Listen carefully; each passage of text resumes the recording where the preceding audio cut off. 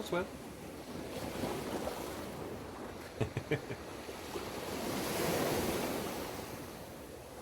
Alright, I think everybody can hear us now, at least me. So, what's up, guys? How you doing? Welcome in, and thanks for showing up. Help us celebrate women in STEM tonight. Got a fun one lined up for you. I'm just pinning the donate link for the charity we're doing for Minorities in Shark Sciences.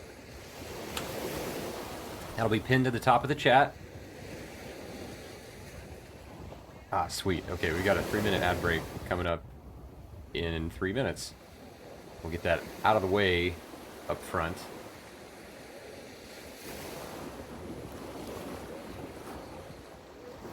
I can, in fact, hear you, says Tyndall.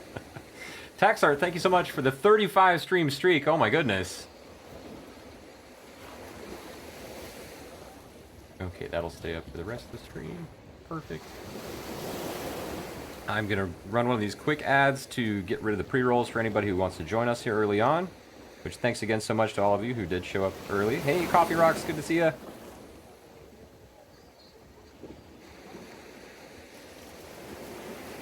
Oh, the ad break already started. Womp womp.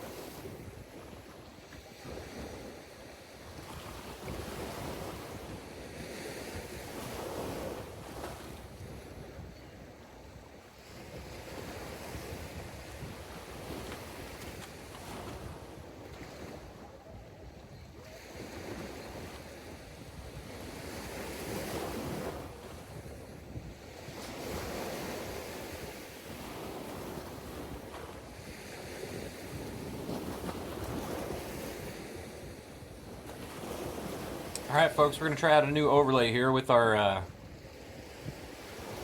inspired by the new starting soon screen. Let's go ahead and kick things off. Yeah, we're going to break up the over 40 seconds, that's fine. Hello, hello, everybody. Happy Tuesday. Oh, it's Wednesday. I missed a day. I'm way off. Happy Water Wednesday. Today we are celebrating, what is the holiday called again? It's like a mile long. It's Woman in Science. the actual name of it is so hard to remember. Women in Science Day. Holiday for celebrating women in STEM, I think. It's Women in Science. International Day of Women and Girls in Science. There we go.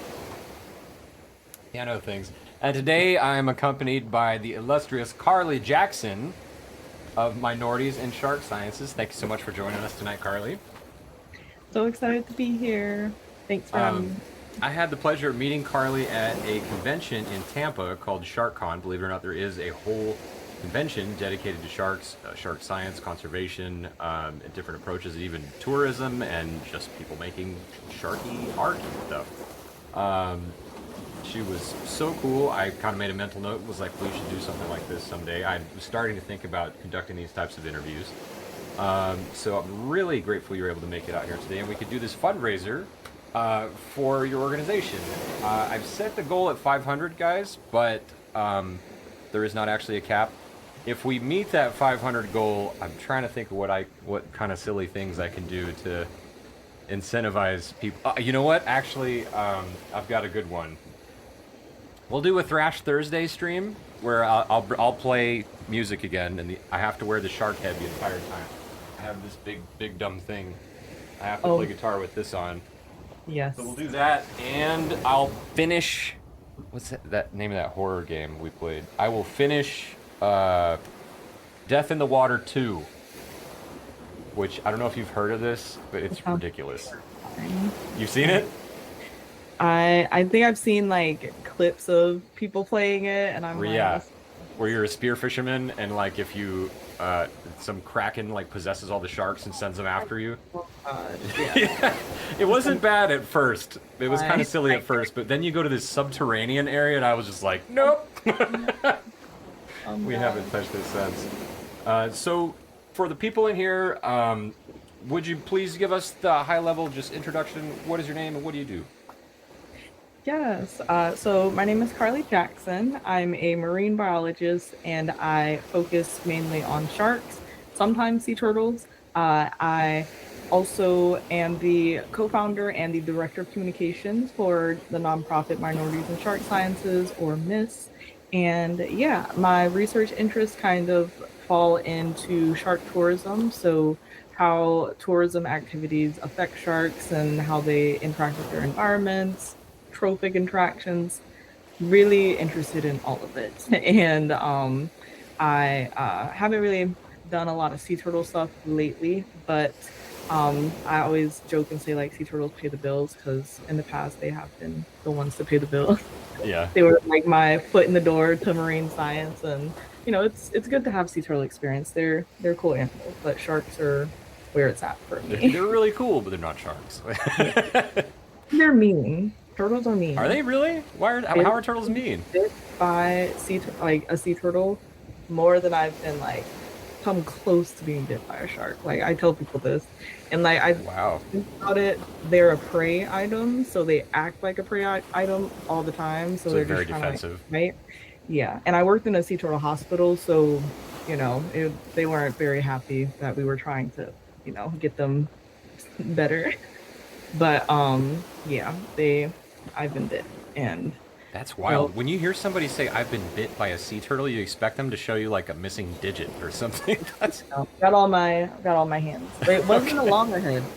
It wasn't a loggerhead. It was like a medium-sized green turtle. So, and it was Okay. just a quick little.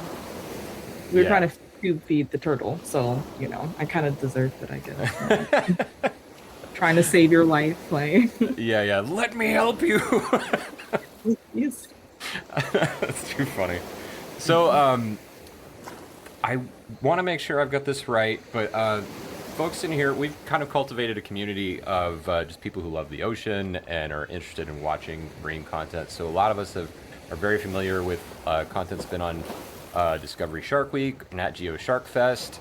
I believe, I know you were featured on Shark Fest at least once that I've seen, right? Yeah. And then I know they did like a feature about Miss on Shark Week one year, if I'm not mistaken. They didn't do a feature on us. We had a feature in like PBS, Okay, and we never really had like an official like produced like, well, it was with PBS mainly, and that it was explains why I couldn't find the clip.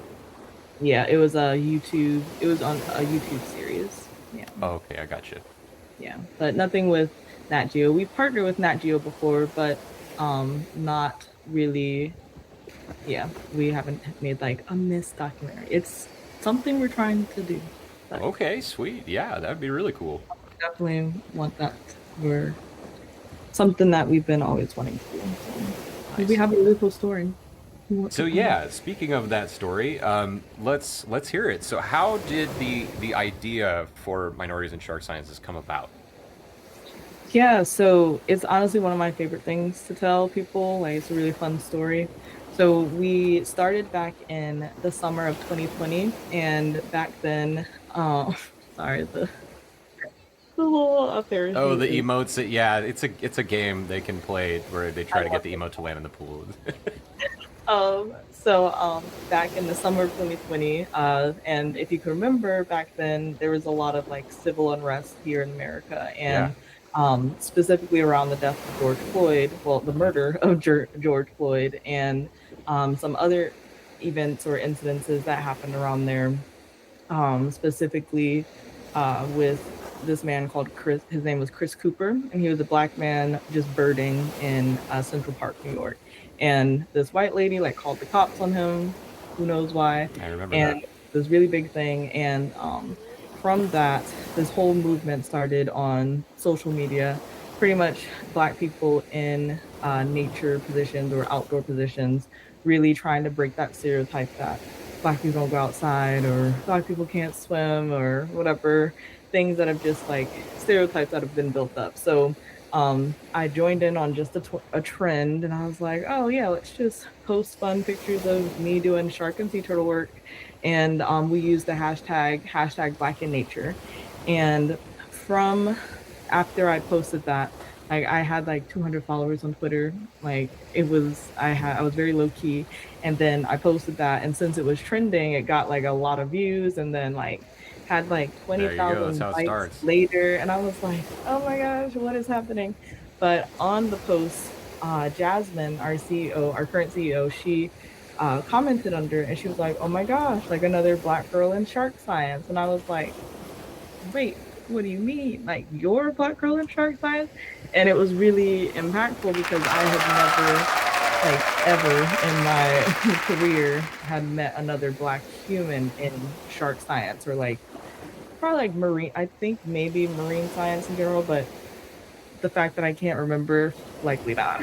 Right. So it was just like, oh my gosh, wait, I'm not alone. Like there's another one out there. And Amani, also one of the other co-founders, she also commented up under, and it was a similar thing like, oh my gosh, another Black girl. And Jada entered the conversation at some point, and we were like, we should start a club, like jokingly.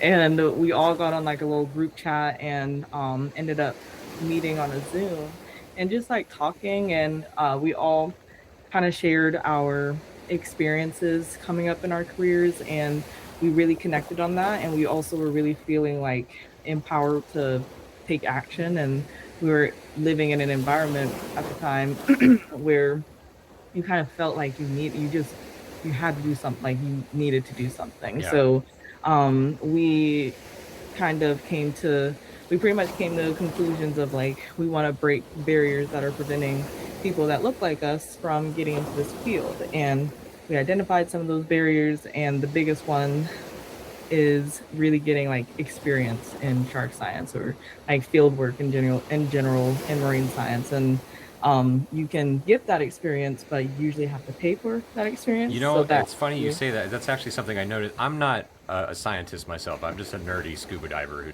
likes to talk about sharks in scientific papers. But like having looked for even like volunteer opportunities or like citizen science stuff, I noticed like it's going to cost me like $2,000, like bottom line, to do anything like that. So I can't even imagine like if you're trying to get field work as like a student scientist, that's crazy. yeah, it's very expensive. And unless you like find the really good places that are, usually very highly competitive as well, the places that either pay you or have stuff paid, it's very hard. So, yeah, so we really wanted to combat that, and we wanted to start off by uh, giving or providing something where it would give people, specifically women of color or gender minorities of color, is the specific dynamic or the specific demographic that we cater towards, and that we focus on. And we really wanted to make sure, people were able to get experience in shark field work. And we were able to partner with Field School there in Miami, and they specialize in teaching field skills, and they're longtime friends of mine and one of the other co-founders, Amani. And they offered to, for us to have our workshops on their boat. So we were able to we essentially launched this with the workshops that we advertised with the workshops. We were like, we're gonna Okay. we want to raise money to be able to provide like field skills to women of color who apply, and we want to be able to make it completely cost free for them, like as soon as they leave the door, and then go back to So their you had kind of a homes. So, pipeline from everything from like the grant money to the actual field research vessel. That's cool. yeah. So, and we launched with a fundraiser.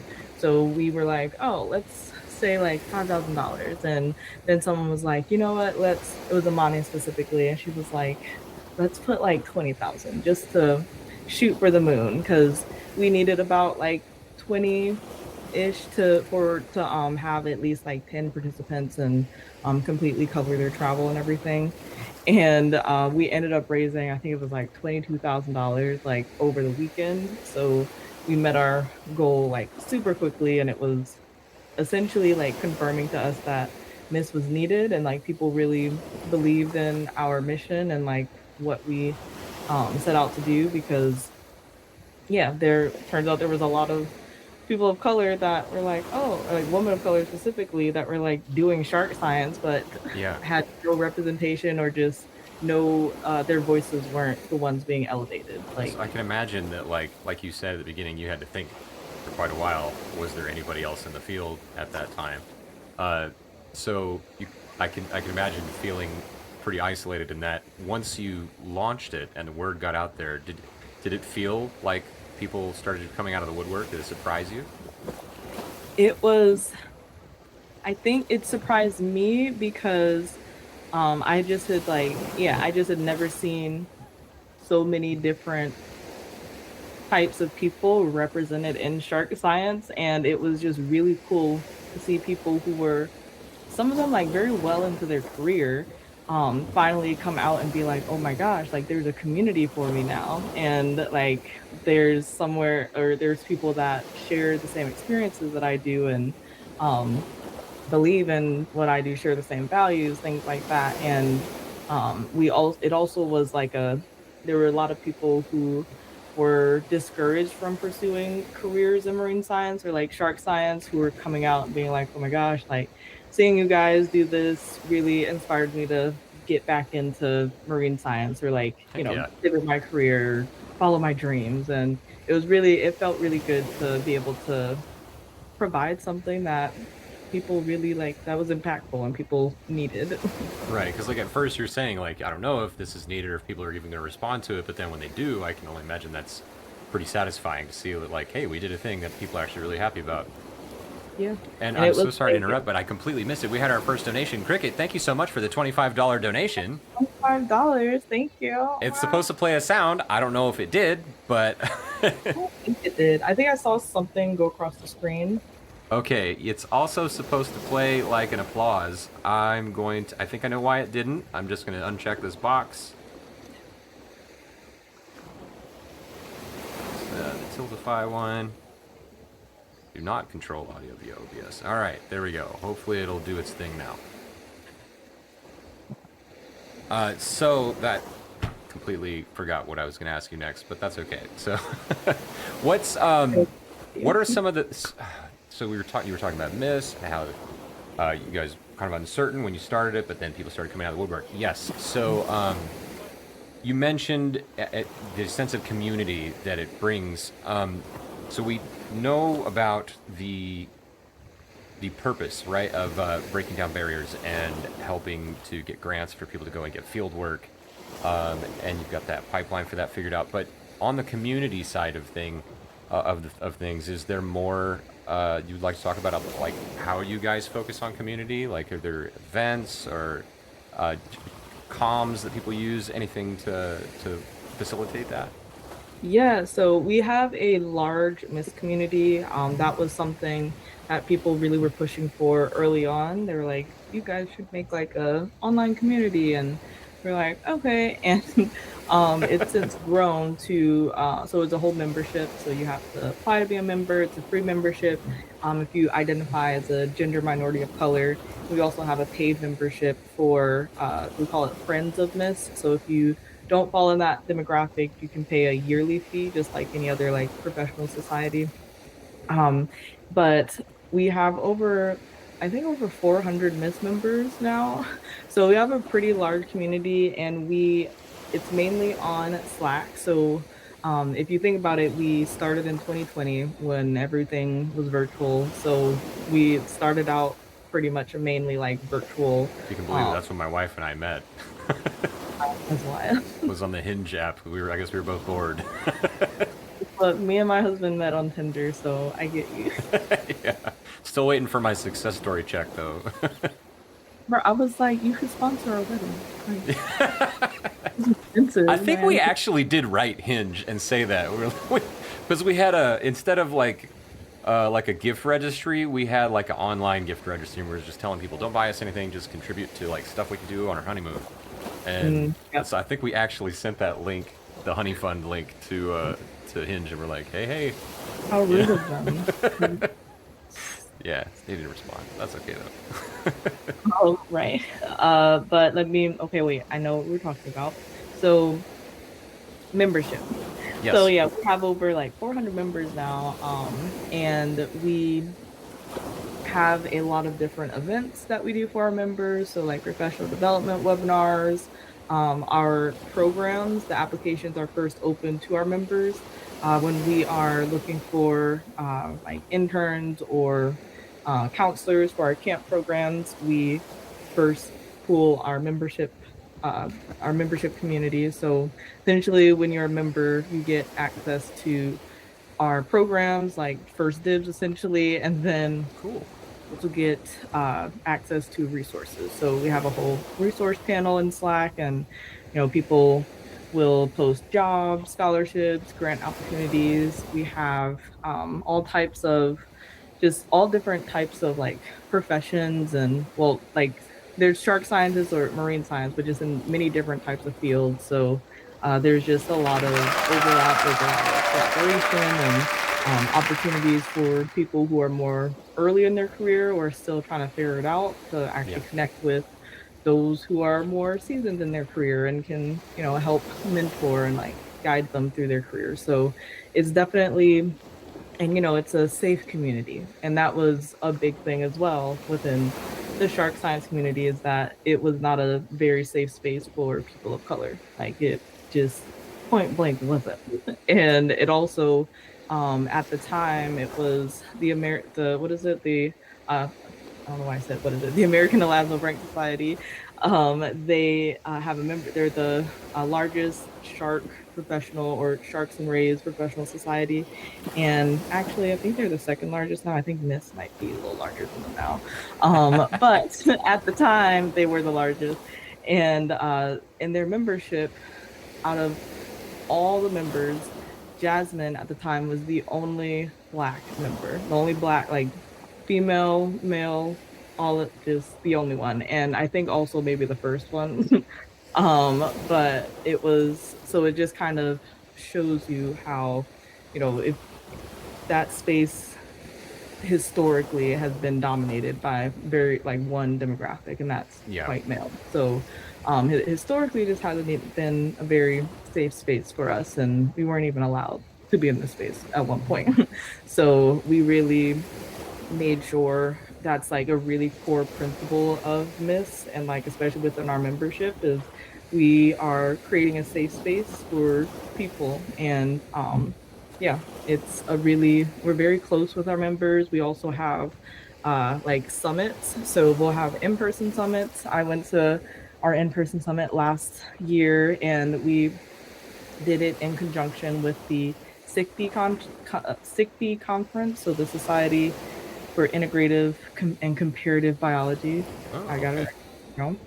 And so it's a really big science conference, and we did our conference like in conjoined with them. So it was really cool. We had like over 100 Miss members there, and there were workshops specifically for our members.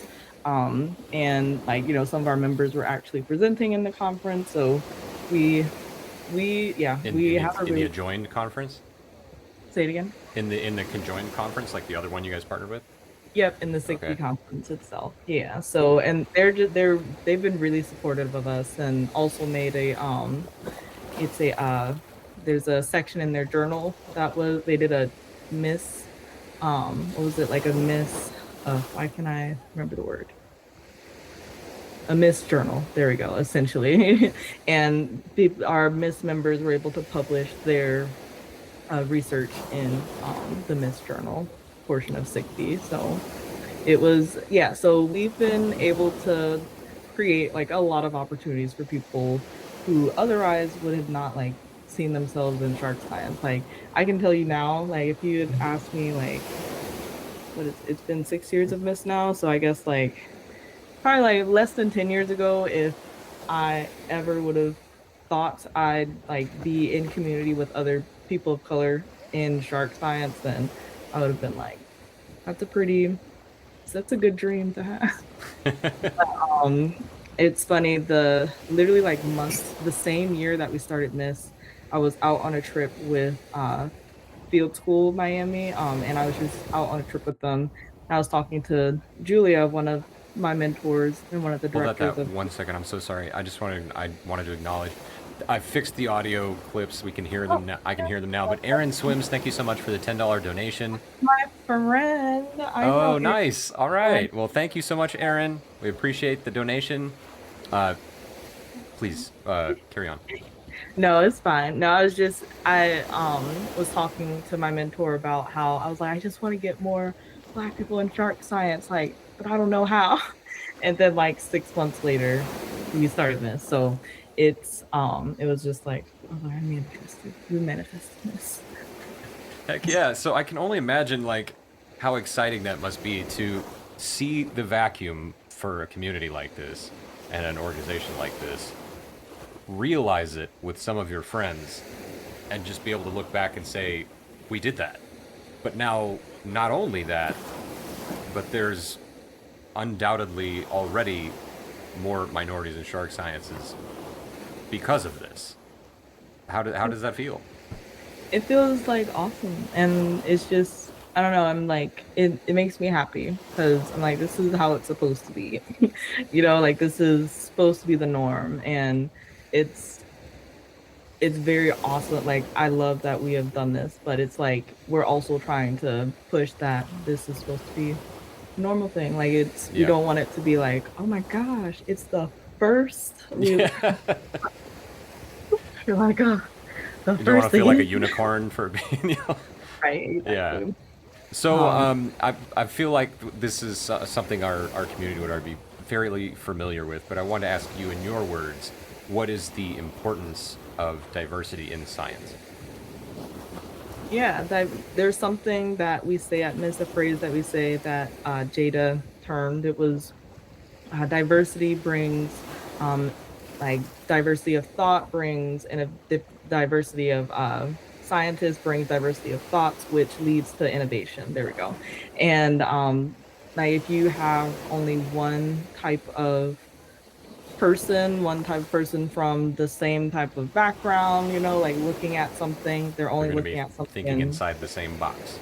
Exactly. They're only looking at it at one way. They're not able to change that perspective. But like having multiple different types of brains looking at one thing, you'll get all types of new ideas and new discoveries. So, and we also like to, it's the same way in the ocean world and the marine science, the marine biology world. So, sharks specifically, they have been here for so long. They've been able to survive for 400 million years because of diversity, literally because of diversity. So, exhibit A of why diversity is good or why it's It's called a needed. survival So, tactic.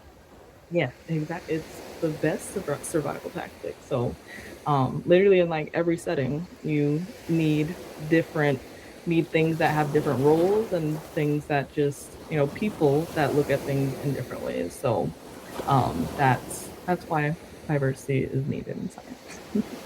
Really quick, if I could get some feedback from people in chat, y'all, could you tell me how you feel about the splashes in the background? I could swap it out for music if you want to. I don't want to put anybody to sleep. I love this, and y'all have given good I'm feedback on it loving. before. I won't lie. I'm loving it. Okay, all right, we'll keep it. Yeah, at Uh, first, it was a little startling. I won't lie. I was like, oh my gosh, it's like water. I don't know. It was just like slightly startling, but it's very, I don't know. I like it. It's very nice. yeah, So I realistic. set it It's up. very, Actually, we were there chatting with probably like 50 feet that way. What is Tristan's wife's name? Annie Guttridge was over there filming something for something that Duncan Brake was working on, and so like we were chatting them up and geeking out, and so I just came and set up shop over here and was like, I'm gonna film. We were waiting to take the shuttle back to the I guess context. Sorry, Paul de Gelder invited us to go diving with hammerheads in Bimini mhm.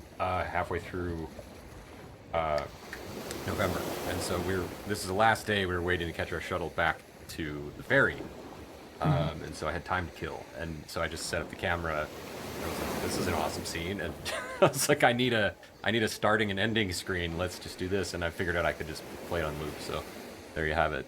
Love the waves. Thank you, Coral Rose. Appreciate it. How you doing, by the way?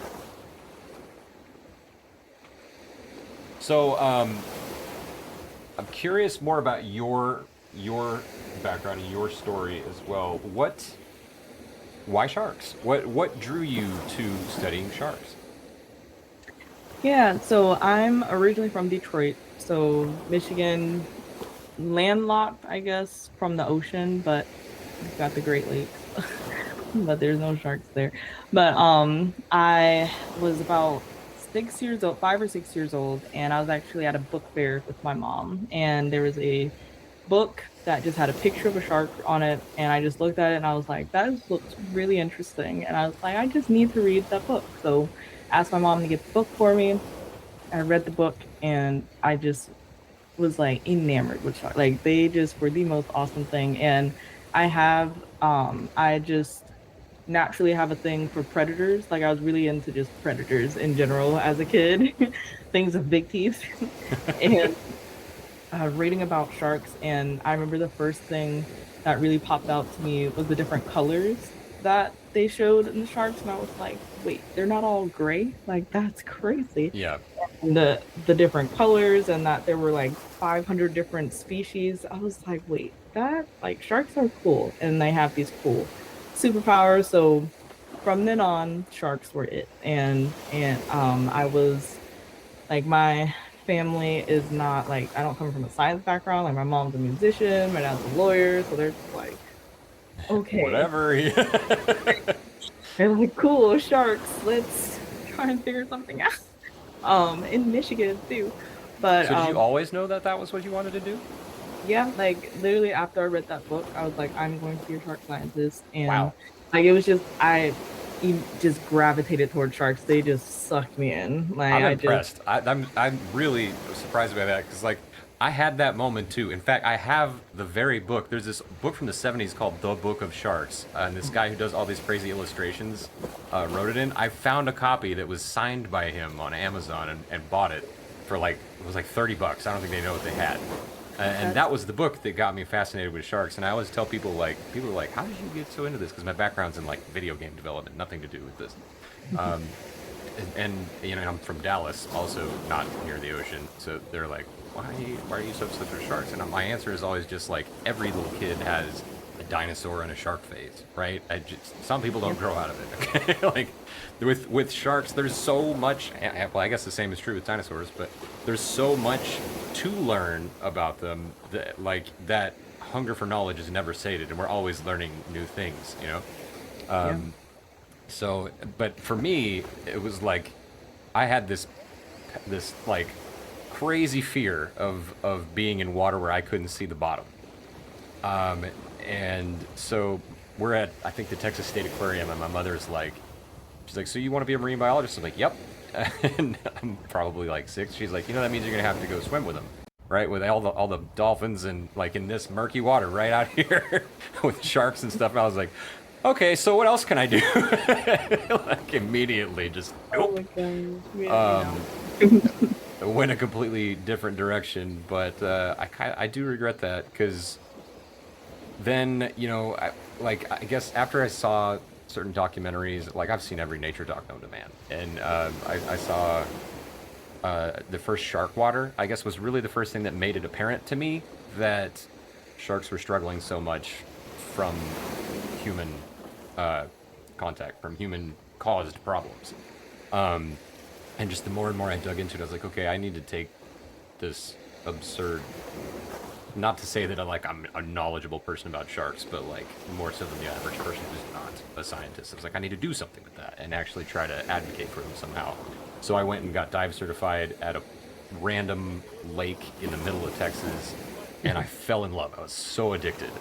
So I went from this kid who was at the beach and had a shark brush his foot once, and I was like, I'm never touching water again, to like, okay, this is what we do now. And that was in like 2017. I was like 27. So it's crazy how like we may have had that same moment as a kid of like this is what I want to do for sure, but like different upbringings, different courses of action, and I guess I just wimped out. that's, that's the real Nope, story. all on your own time. It's That's cool though that your parents like fanned that flame very and really supportive. like yeah and helped support that idea. So what interests you the most about it? You talked about like your master's work specifically about like provisioning, or our community knows the term provisioning as when you use bait to attract sharks or some feed them at different ecotours and stuff. Yeah, so that it's funny. My master's thesis, the those or that whole project was kind of like presented to not exactly presented to me, but essentially like, hey, like there's this area that provisioning goes on, and we wanna student that can come answer some questions or like have their answer their questions. So I was like, ooh, like I was always interested in behavior, and I was always interested in shark and human interactions, just like Same. whether that Those are the be, two things that fascinate me the most. yeah, like people's perceptions of sharks, the way that they react or they interact like physically, but also like habitat overlap, like there's so many people in the water during like tourist season in Miami, just here in Florida, period. So just like that overlap, like how is that affecting them at all? And when I saw this project, I was like, ooh, like this is really cool. And also like there's so many questions that you can ask just on, I don't know, just the fact that you are throwing food in the water and there are sharks coming to eat it. Like there's just a Inevitably, thousand. that's going to change their behavior, so that raises so many questions about how and why and what else can influence it. Like, is the bait between you and a shark, or are you between it and like so many different variables there? Yeah. And then like, is it having a effect on the non-target species, the fish that are just hanging out there, knowing that they're gonna get some scraps? Like, and another question that I've always had is it affecting like where they are on the food chain? Like, are they still feeding on their natural prey? Like, how is their prey population doing compared to areas where provisioning is not happening? Yeah, is So it changing their behavior in a negative way, anything like that? yeah, so that was like, it was really exciting getting to do this project, and also the way I did the project, since my research was in Belize. That's at the time where the research station was that my school had been partnering with, and there were just like certain laws or like rules where we couldn't tag the sharks and like handle them. So it was a strictly like observational Hmm. project. And it's funny because like it's not like, people think of shark science and they're like, ooh, so you're in the water with sharks. And it's like, honestly, that's really not a lot of shark science. Most of shark science is out of the water, but I had the benefit of being able to be in the water with them with this project. So because it was a visual observation type Yeah. survey, it was all like video recording and setting up videos or setting up cameras. So it was Was really the fun. human interaction a part, like how they interact with the humans? Was that a part of the study? Yeah, so one of the things I was looking for, and sorry, in like a minute, I'm gonna have to switch locations because Yeah, I'm no worries. but the main one of the biggest parts of my research was coding certain behaviors that I was seeing. So there were five different behaviors that essentially I like was looking for, and that was active swimming. So them just like essentially swimming from point A to point B purposefully in a Like straight with intent, line. yeah. Yeah, and then like milling, just like kind of swimming in circles or just like Is slowly that what you not. call that when they kind of meander around? Is milling? Yeah, Like milling milling, around? I like that. milling around. And then another one was shark human interaction. So the way I defined that was when a shark, I think it was, I think I defined it as the shark initiating contact with the human, either coming within like a foot. I think I had it as a foot, coming within 1 foot of a human. and either making contact or just, coming within that distance and then turning away. Either way, I named that interaction. And I also looked at shark interspecific So you came up with the name for that interaction. Yeah, the shark human. That's pretty cool. That's a cool flex already with your master's thesis. Just like, hey, I did a thing. I don't know. I can't take full credits. I feel like I don't know. I feel like that's been a term used before, but I'll take a little bit of credit. I'll but say did that they I publish it? I said that it was cool. I made it cool. There you go. There you go. Do you need to switch spots now? I can transition to a BRB screen real quick. Yes, I'm going to just give me like 3 minutes, 2 minutes. No worries. I'll be here in the call when you get back, and we'll just transition away here until then. Okay.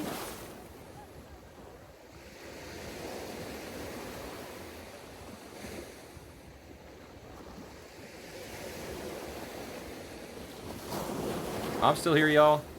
Please hold. I'm getting the camera set back up. I have the wrong source on this screen, so I gotta get my real camera source. I'll just screw it. I'll just grab it from over here.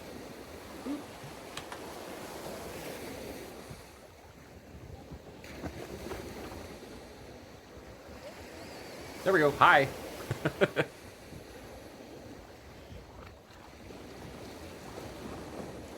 Mita, that's a great question. I already forgot. The one she had mentioned before was milling, but that was not the one that she coined. We'll have to ask that question again when she gets back. She's got to change locations here to a different room. I'm going to go ahead and play the quick ad that gets rid of pre-roll ads for people that are just joining us. Wombat, hey, welcome in. How you doing? By the way, guys, I won't be able to be as active in chat as usual, obviously, but I do encourage questions. If you guys want to post some questions in here, I'll be scanning for them, and we can ask Carlee to answer some questions. But anyway, incoming ad. We'll be right back.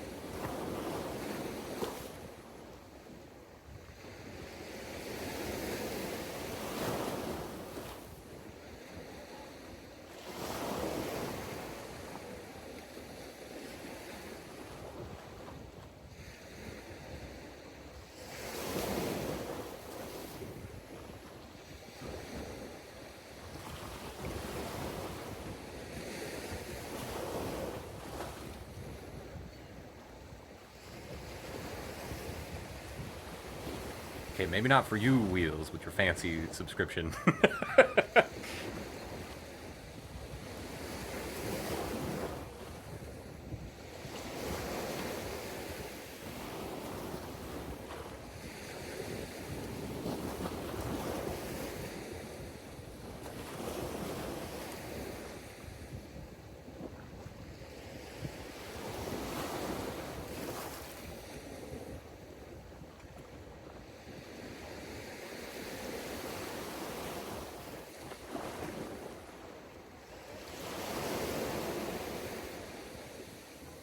Welcome back. So, somebody in chat was just asking about your books.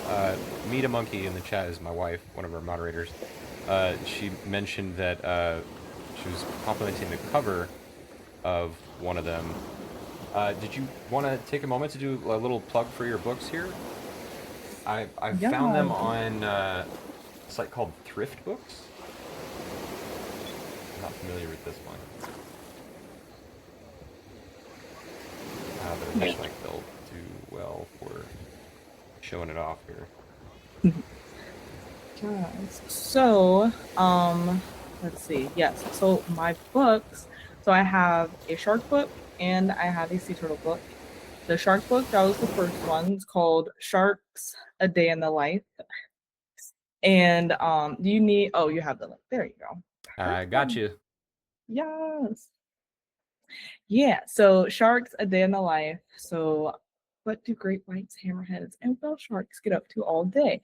So, it's a part of their day in the life series where essentially you're going through 24 hours of the group of animals. So, with this one, you're going through 24 hours of different sharks, and you're meeting different sharks throughout the day, and it's really cool. It's my favorite, and there's a lot of really cool facts in there as well, and sharks that aren't like talked about all the time, because that was like my big goal with this book, was to highlight shark species that aren't talked about all the time, so that they could get a lot more, wanted to give them some love, some press.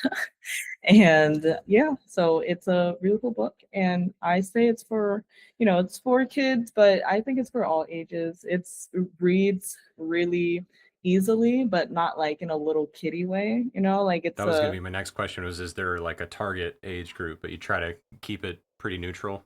yeah, like I tried to keep it pretty neutral where at least like is at least like a 10 to 12-year-old would be able to understand it at the least. And Okay. that was the target demographic. I believe was like late elementary to early middle school. And the it reads as like a narrative, but there's also like within the narrative, it's you're learning the facts about the shark, I guess. And then Very cool. there's also little fact like bubbles, I guess, and also whole like spreads on the different types of teeth that sharks have by species, the different habitats you find sharks in, the whole anatomy of sharks. So you just learn a lot about sharks, and the illustrations are beautiful. That's a Like, lot oh of my god, information in a kid-friendly book. yeah, there really is. That's why I say honestly, everyone can get it. That's cool. I might have to add this one to the list. For like a few years now, basically like anytime a friend has like a kid's birthday or like a baby shower, I've been getting them that Hark a Shark book from Dr. Seuss, because I was Oh my surprised god. like how much educational information they actually put in there. It's kind of wild. Oh my As a matter of god. fact, I'll I take this actually moment don't to think give a I've quick shout read out. that one. Oh my It's gosh, it's which is it's pretty wild. good. Oh, sorry, I had to turn the fan off. I'll do a quick shout out for Science Streams here because we actually just recently gave him that one for his little girl who loved it. This Oh, guy's interesting. He's a microbial biologist. Him and his wife are, and they stream together and do all kinds of educational streams. that's so So, cool. what is this next one here? We've got Ocean So, Explorer. yes. Oh my gosh. So that's actually Oh, thanks. my My wife is bringing me random kombucha. Thanks, babe. that's funny. So that's actually my newest book that's going to be coming out soon. Okay. Yeah, so it's coming out in I believe in April, and actually I guess I really haven't talked about this book much. I So can't tell if people can see it behind me. I should shrink myself out of the way or something. oh, I mean I can see it on my end, like on There we go. but yeah, I haven't really talked about this one yet, but um Ocean Explorer, that's my newest one that's coming out this year, and it was really fun to write. So essentially with these books, the with the first one, the publisher actually reached out to me and was like, "Hey, like you sound like a really cool person, and we're looking for a shark scientist to write a book in our series, like this series." So I was like, you know what? Sure, why not? I never thought about writing a kids book before, but honestly, it was a full circle moment. So since then, they've kind of just reached out to me to write different books that are ocean themed, that they'll have an idea for it, and I'll help, actually provide like the uh, science accurate things. And it's also really fun for me because I learn new things. So this Ocean Explorer, it's a search and find book. So essentially, it's like Where's Waldo, except for the Ooh. ocean. Yeah, so there's a bunch of I different think our coffee habitats. table needs that. Honestly, yeah. It would be a really fun one to have on the coffee table. It's there's a bunch of different habitats that you go through, and there's certain animals that you have to find. There's a certain number of animals in each habitat that you have to find. And essentially, I picked each habitat and the animals that you had to find. And, you know, these aren't habitats that are technically in my expertise, like in my Uh, range. So it was me like learning a lot. So it was really, really fun to write this one. And also, as you can see from the cover, the illustrations are just so fun. They're like, yeah, yeah, no, I love the art style. yeah, I'm just looking at I all the love there's so much detail in here. Like I think that's a Dumbo octopus, and Yep. yeah, all kinds of really cool stuff on here. Yeah. Yeah, so that one, it's I can't remember the exact date. I'll be posting something on my social media in the upcoming weeks, but it'll be out in a couple months.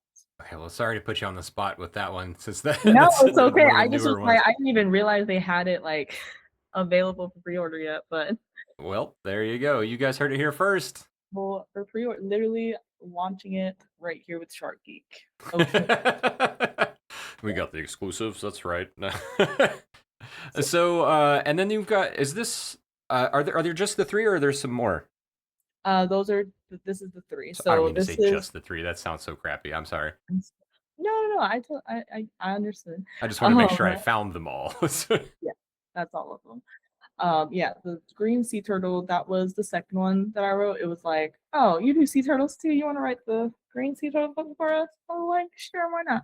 So this one is for, I'd say, definitely younger age group than the shark book. It's more of a fact book. So it's in their young zoologist field guide book. So it's like essentially a field guide to whatever the spotlight animal is. So this one is all about the green sea turtle. You learn about their habitat, what they eat, their life cycle, the research being done, threats, conservation, things like that. So just literally all about the green sea turtle, and it's illustrated and kid friendly, and yeah, it's a fun one to read. Very cool. So I'll just bring us back to our other thing here. There we go. Look at that. We look professional again. We're back on the So, thanks for jumping down that rabbit hole with us. But I'm gonna try and circle back. We were talking about your master's thesis and shark-human interaction, and I want to say, was it Belize? You said you were doing the study in? Yep. Sweet. I'm paying attention.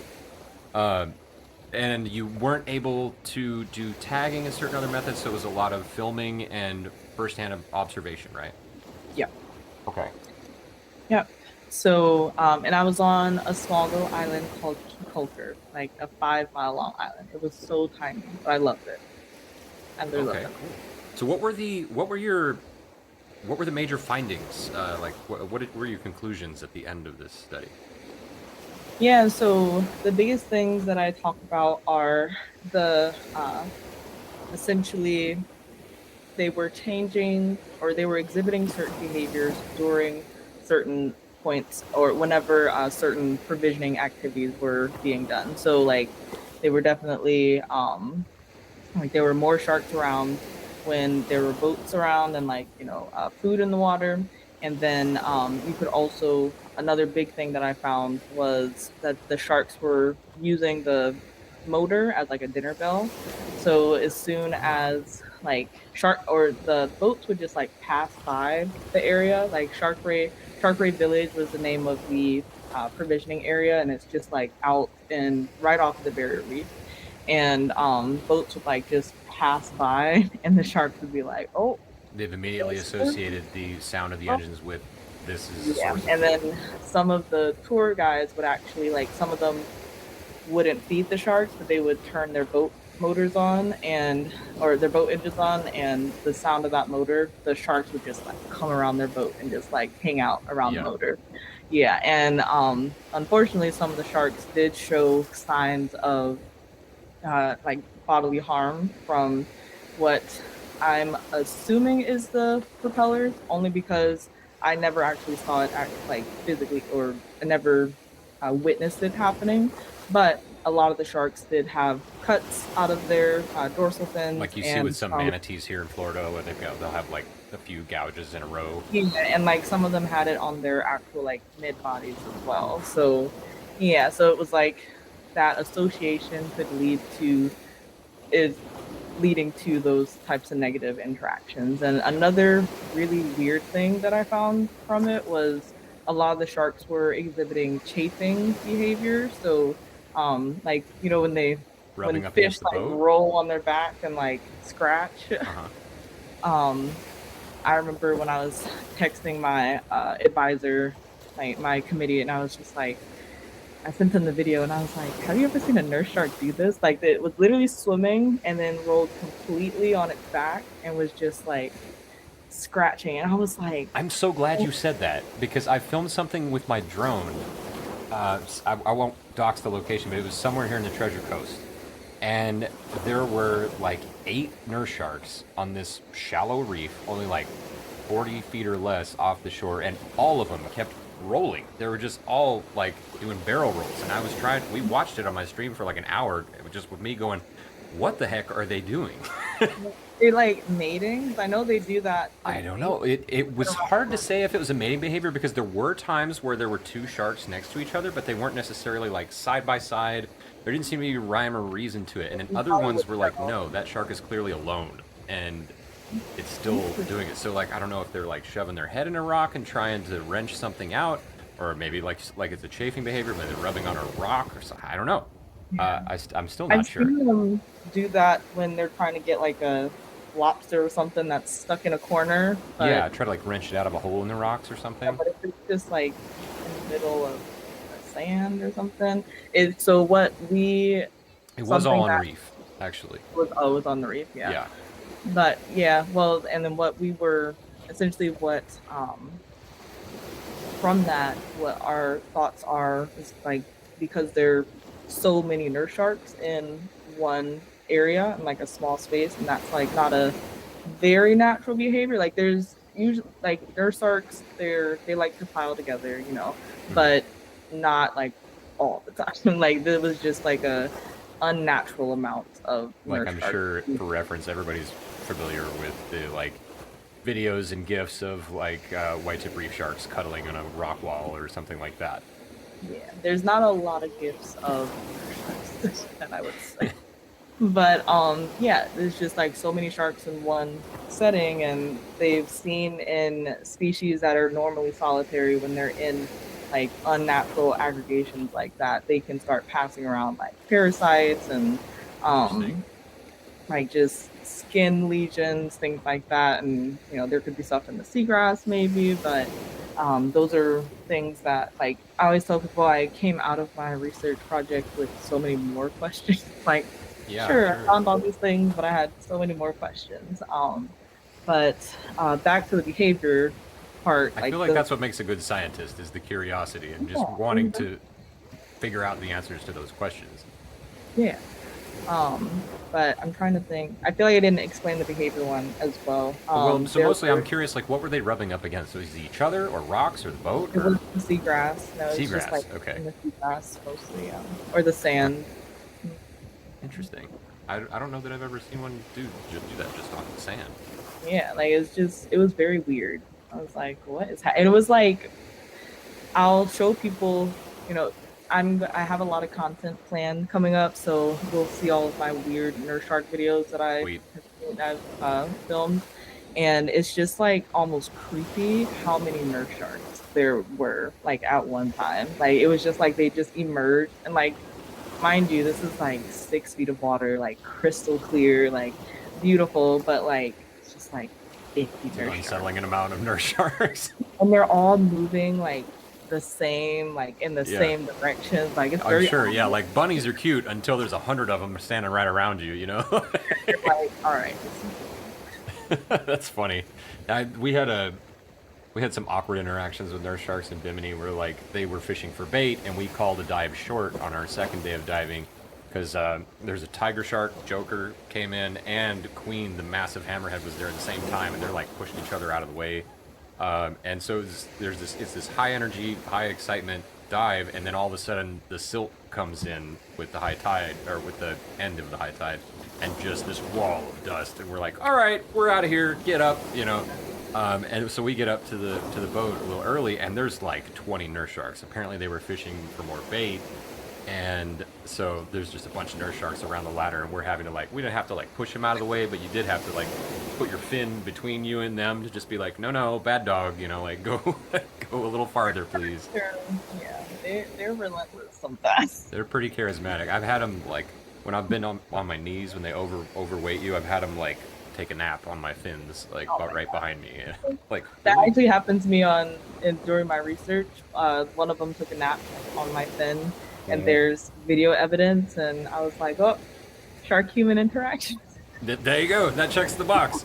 Yep. So back to that paper. So this is actually something I've read a few different papers about. We've dissected some papers on that topic on the stream in the past. Um, One, I believe, I know it was from French Polynesia. I want to say it was from Moorea, where they have shark ecotourism, dives or snorkeling, whatever it may be.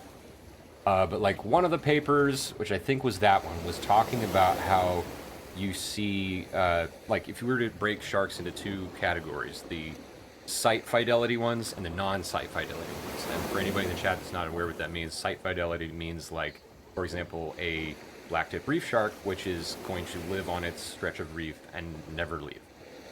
Whereas you may have like a mako is a more pelagic animal, and it's going to migrate broad ranges.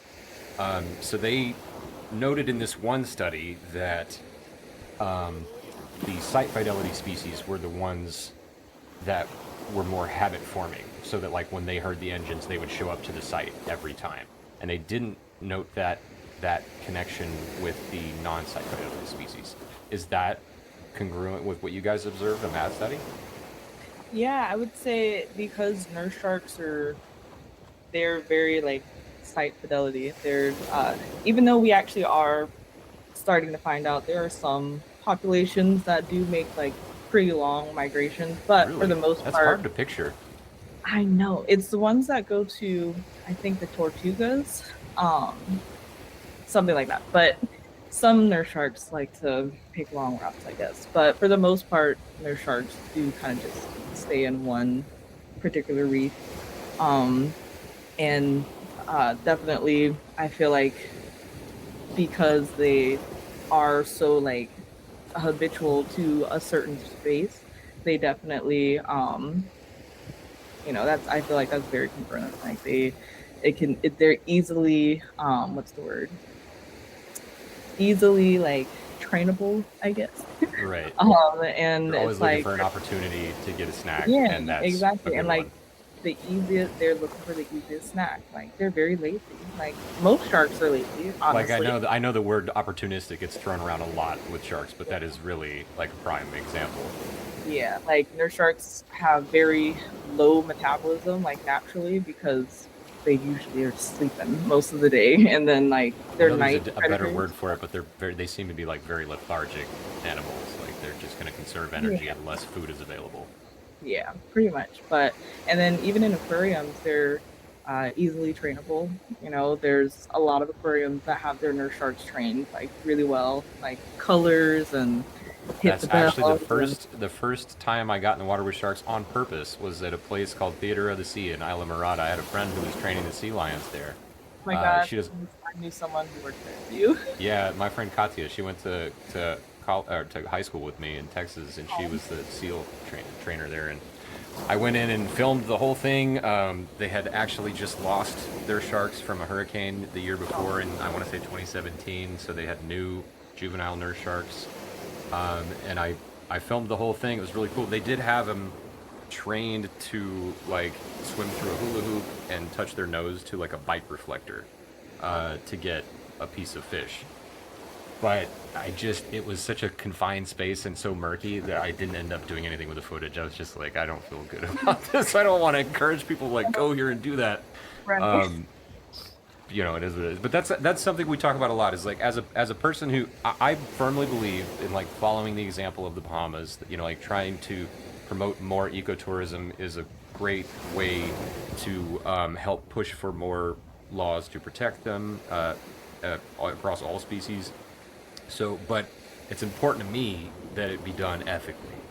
Right. So that's the subject of a lot of debate, and that's why I find your thesis specifically so interesting, and why I like to focus on this topic a lot, because there is so much. There are a few studies that have been done on it, but they focus on different aspects of it. Like that one focused specifically on the site fidelity difference. Whereas, and then there was one in the Bahamas that they did to see if the sharks would still migrate or not, which Yeah. thankfully they did, which was cool. Which I think maybe except for a few individuals, I think maybe Joker doesn't migrate. I don't know. I don't remember. I don't want to misspeak on that.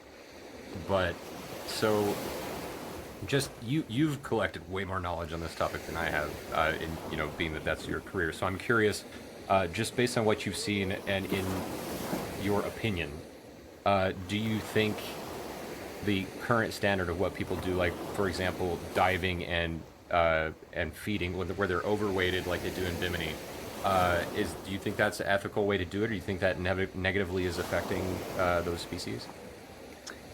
I think in Bimini specifically, I feel like they've had so many studies, at least on their sharks that they fed, and they have seen that.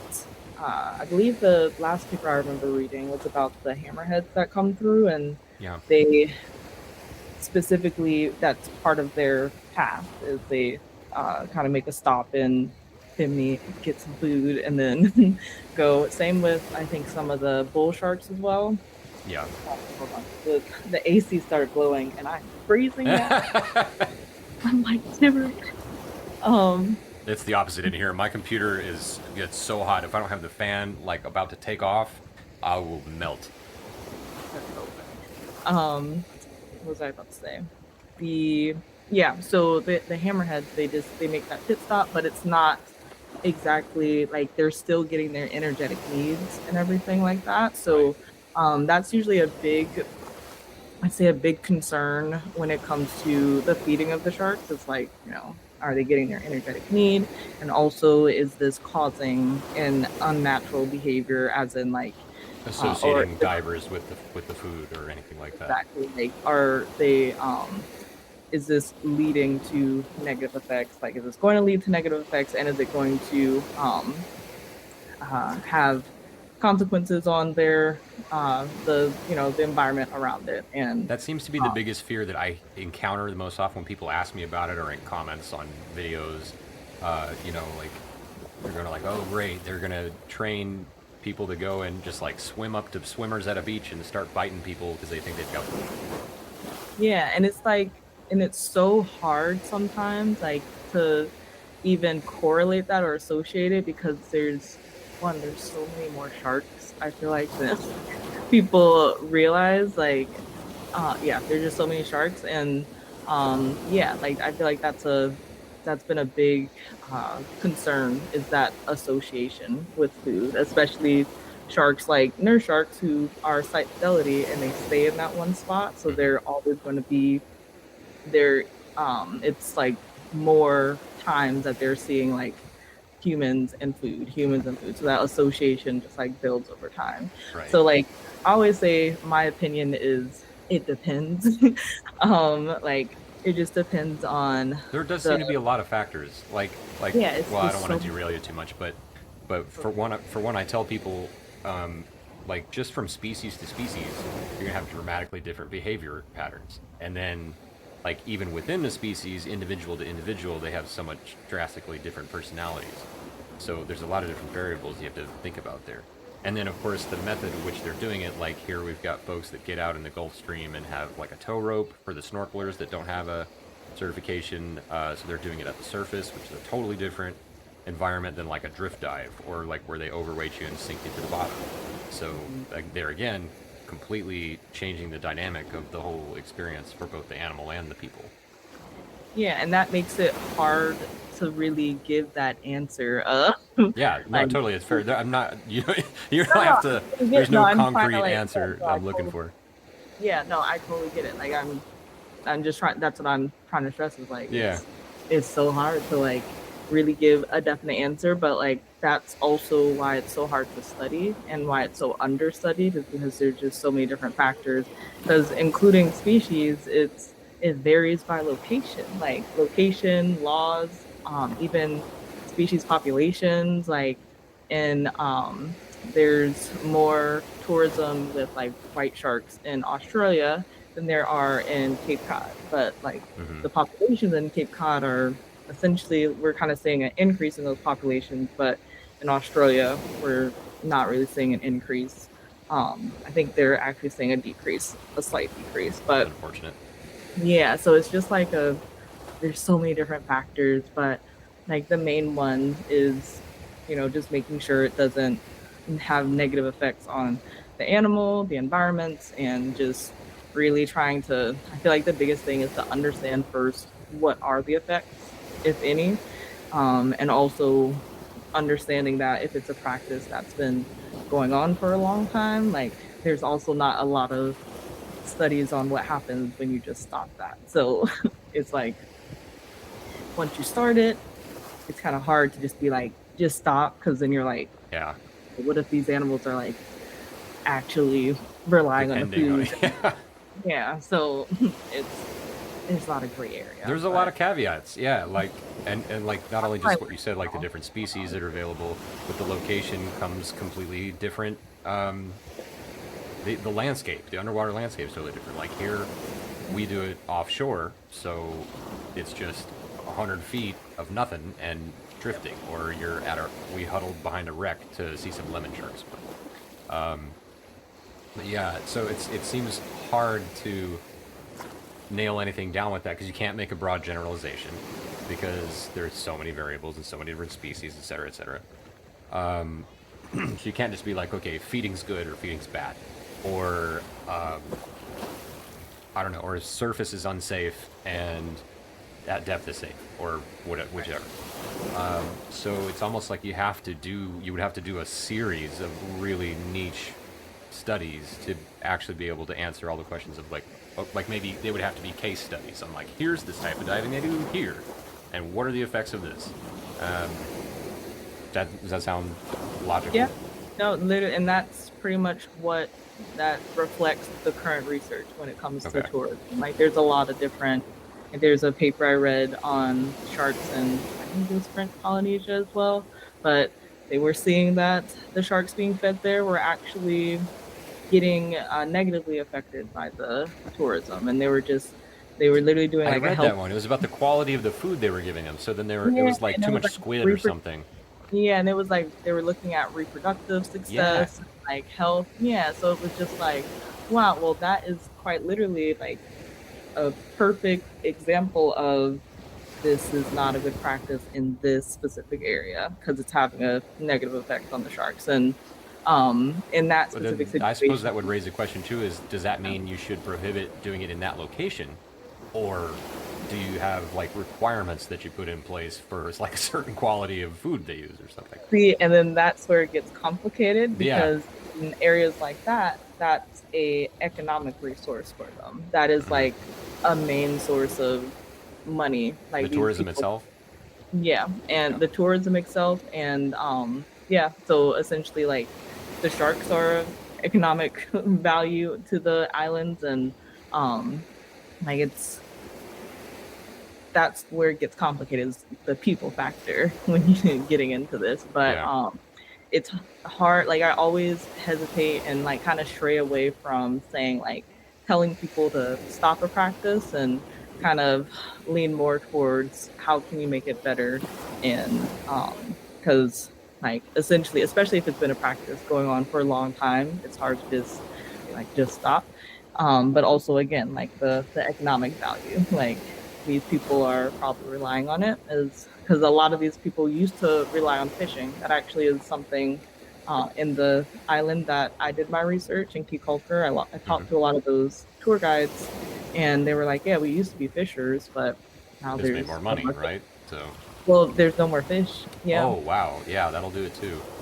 yeah, like their fish populations have declined so much that they had to pivot to tourism. So that's like now their main source of revenue. And that's a common thing in like a lot of the smaller islands, I'd say. But yeah, so that's when it's like, okay, it's bad for them, but okay, we got But to is there figure a out way how we to can mitigate that, or that. do we Yeah. just have to find alternative? Or, yeah, I get you. So are you fully based in? Are you based in Florida full time these days? Yeah, I'm based in Palm Beach now. Yeah, Palm I Beach. was in Broward for a while, and I made the escape. Nice. And how long have you been in Florida? Just since college? Because you say you're from Yeah, Michigan, right? yeah, I'm from Michigan. I came to Florida in 2012 when I graduated, and I went home for one summer, and then I did not go home again. I was like, and I like Florida. I'm staying here. So I've been here for like, oh my gosh, it'll be like 12, 13 years. It'll be going on like almost 15 in like a year or two. Very cool. But The yeah, biome really like it does something for me, you know, like yeah. growing up in Dallas and just having like grassy fields and pecan trees and stuff. It was cool. I liked it, but you know, like we went on our we had our wedding in Mexico, in Puerto Morelos, like on a beach, and then and we ended up saving a bunch of money from that. I But so bet. then we used that money on our honeymoon instead and went to Bora Bora because we're like, when else are we ever gonna be able to do that in our life? You know, like Yeah. Oh, I so bet it's beautiful. immediately on the plane home from that trip, we're like, okay, we can't go back to Texas after this. So what's the plan? We need to go somewhere with high speed internet and palm trees. And it's still in the country. We're like, well, Florida looks pretty cool, and you know, then I don't have to travel to go film more sharks. Uh, so here we are. But How long immediately, have you been in Florida? we've been here for 3 years, a little Oh, over 3 years. We've moved in, well, 4 years now, I guess, 2021 in the summer. nice. Moved like in July, like right when it was really starting to suck in the heat.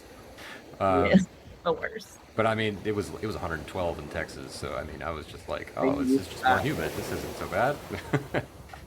But yeah, the weather adjustments aside, immediately being out here, I was so excited just to be in this new biome, you know, be in the subtropics.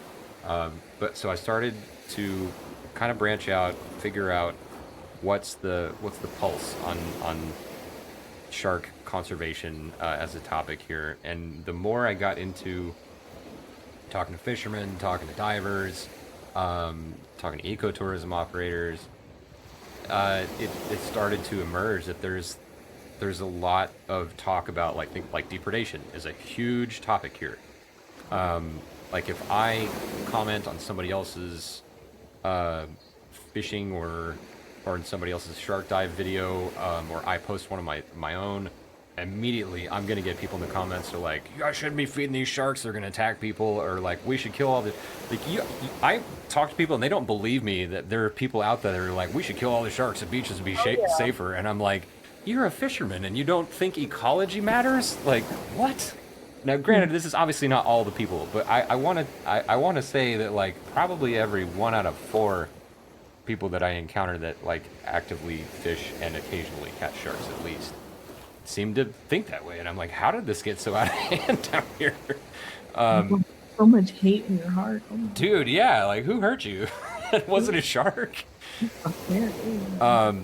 But so that's kind of where my head's been at over the past couple years that I started doing the stream and all that is like, how do we combat misinformation like that, and show people it's really hard to like show people that this is not a like divers versus fishermen situation, that like we both want the same thing, more fish, you know. And so like there's all this rhetoric about like, oh, there's too many sharks, we need to cull them. And I'm like, there's not too many sharks, the reefs are dying, and we need to improve our water quality, stop dredging, stop polluting, stop the like sewage dumping and runoff, and dumping quarry sand on the beaches. Like Fort Pierce is gone right now. That beach is just washed out. So crazy to me. I spent my last semester in college in Fort Pierce at the Harbor Branch Institute, and I was like obsessed with those beaches because of how huge they were. And I also was over there like at this point, maybe like 2.5 years ago, 2, 3 years ago.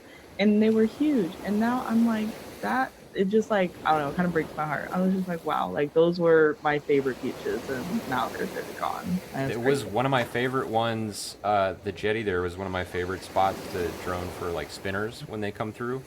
Yes, I remember seeing spinners just when I was on the beach. We're like, Yeah, oh, in the water. and Oh, I was actually there. There's like a hotel near there that was doing a music festival, like a funk festival, and I was hired to come and film it with my drone. And so naturally, I would like run away between bands and go like look for manatees and rays and stuff. So I love that beach, but then I was so worried that one night the erosion was starting to get bad, and our friend who lived down the street was like, they're dumping quarry sand out here. I was like, what are you talking about? He says, come with me. And we walk down there at like 10 o'clock at night, and there's just like a 10-foot drop off this lump of sand that they've just trucked in from a quarry and dumped there. I'm like, why would they do that? They know it's just going to wash out, right? And I guess the answer is no, because they didn't see it coming when more storms came through, and now it's all gone. Like all the way up to that resort that I was filming at, there's just a cliff like right off of their back patio. Anyway, this is a real bummer, I know, but this is just one of the things that's yeah. kind of been at the forefront of my mind. Is it's crazy to me that people don't take all those pieces of the puzzle and focus more on like, let's improve the water quality, let's help bring the reefs back, facilitate more fish, and then you won't have people stealing, or you won't have sharks stealing your bait and people complaining about there being too many sharks taking their bait. Yep. Yep.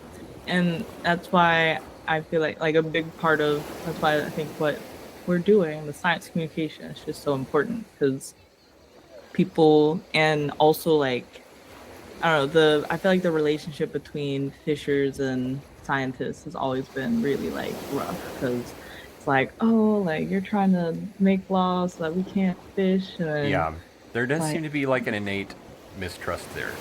Um, yeah, and again, it's not everybody. I say this yeah, jokingly. no, I say for this sure. jokingly, but I often say like, not all fishermen want to watch the world burn, and I'm kidding because I like to fish too, but you know what I mean. I'm not saying that all fishermen are bad people, but like there does seem to be a rampant amount of misinformation and distrust of science generally, even among some people that like tag sharks for a living. That I've found interesting. I've had some of those people like chase me out of their comments sections before. Oh uh, wow, yeah, I haven't encountered these people. I'm like, hey, stay out of my circle. No. yeah. Stay out of my comments. You'll find them there. That's where they hang out. It's usually it'll be like there was one example of like I don't want to drop the name and give them credit, but like there was a beach here in the Treasure Coast that somebody caught and landed like a 5-foot juvenile great white shark. Oh my Um, god, on the treasure. Oh, yeah, that's wild. yeah, like a pretty small juvenile great white. Hauled it out of the water. I don't know if it counts as completely out of the water, which is, for a protected species, obviously against the law. Um, but I'm sure they were following all the regulations of like it's so many feet away from a public beach, et cetera, et cetera. Um, but it is just shocking to see. So I'm like, so naturally I get in the comments and try to think of what's something reasonable that I can say that's not just like accosting them. Why would you do this? But like maybe it's not the best idea to be doing something like this where you're potentially harming a protected species. And boy, you would not believe the backlash I get from that for so many people. I And know. yeah, anyway, that's a whole rabbit hole. And again, I'm not trying to be negative. It just is what it is. Yeah, no, it's a lot of people are interesting. So But I always tell people like it's why I like working with animals, but yeah. essentially you still gotta deal with. But not to spoil it, because we talked about this paper a little bit before the stream. Something we reviewed, I think, 2 weeks ago on my stream was a new paper that came out from some folks at FAU, where they've actually had crazy amount of success they reported in this paper. I don't think the whole thing was available to the public to read, so I've only got like the synopsis of it. But essentially what they did was they just had a piece of graphite and a little piece of zinc, and they bolt them together and put it right down next to the hook. And then they put that as a test on some long lines. One out in the Gulf, one up near the Panhandle, and then one like way up in like I think Massachusetts. And they claim to have seen 60 to 70% reduction in shark depredation, which is crazy to me. Like if And that's huge. that, yeah, that's The massive. So, data science, like statistics, that is literally and huge. even I if wonder it what does the make p it more value expensive, was, but like yes, that's another gear cost you have, but like if you catch more of your target species, then who cares, right? So and I am going somewhere with this. I have a question, but so this is obviously a really exciting development if it works, because not only are commercial fishermen going to be having less shark bycatch, because commercial fishing catching sharks a huge problem, and I'm sure they're not happy about it either. But for it's like an olive branch that like science can bring to game fishermen as well. Is like, hey, you could do this thing, and then you won't lose your fish so often, you know, potentially. But for anybody who's wondering how this works, is the two metals touching underwater, and I'm probably explaining this very poorly. If you understand it better, please jump in. They create what's called a galvanic reaction, makes a small electromagnetic field around the hook, and I believe the idea is that it overstimulates the electroreceptors on the shark's snout. They find it off-putting, and when they come to investigate the bait, they leave. Now, would that stop one from attacking a fish that's already on the line? That remains to be seen. I don't know. But my understanding of it is that's how it works. Now, my question is, I saw that they are. I don't know if this is a typical practice for universities when they develop some kind of new technology around something like this, but there's a patent pending on it. So they're trying to patent it. To somebody who's not in academia like myself, that immediately raises the concern, should I be worried that this is going to create a financial barrier in some way for mass deployment of something like this? Is that common?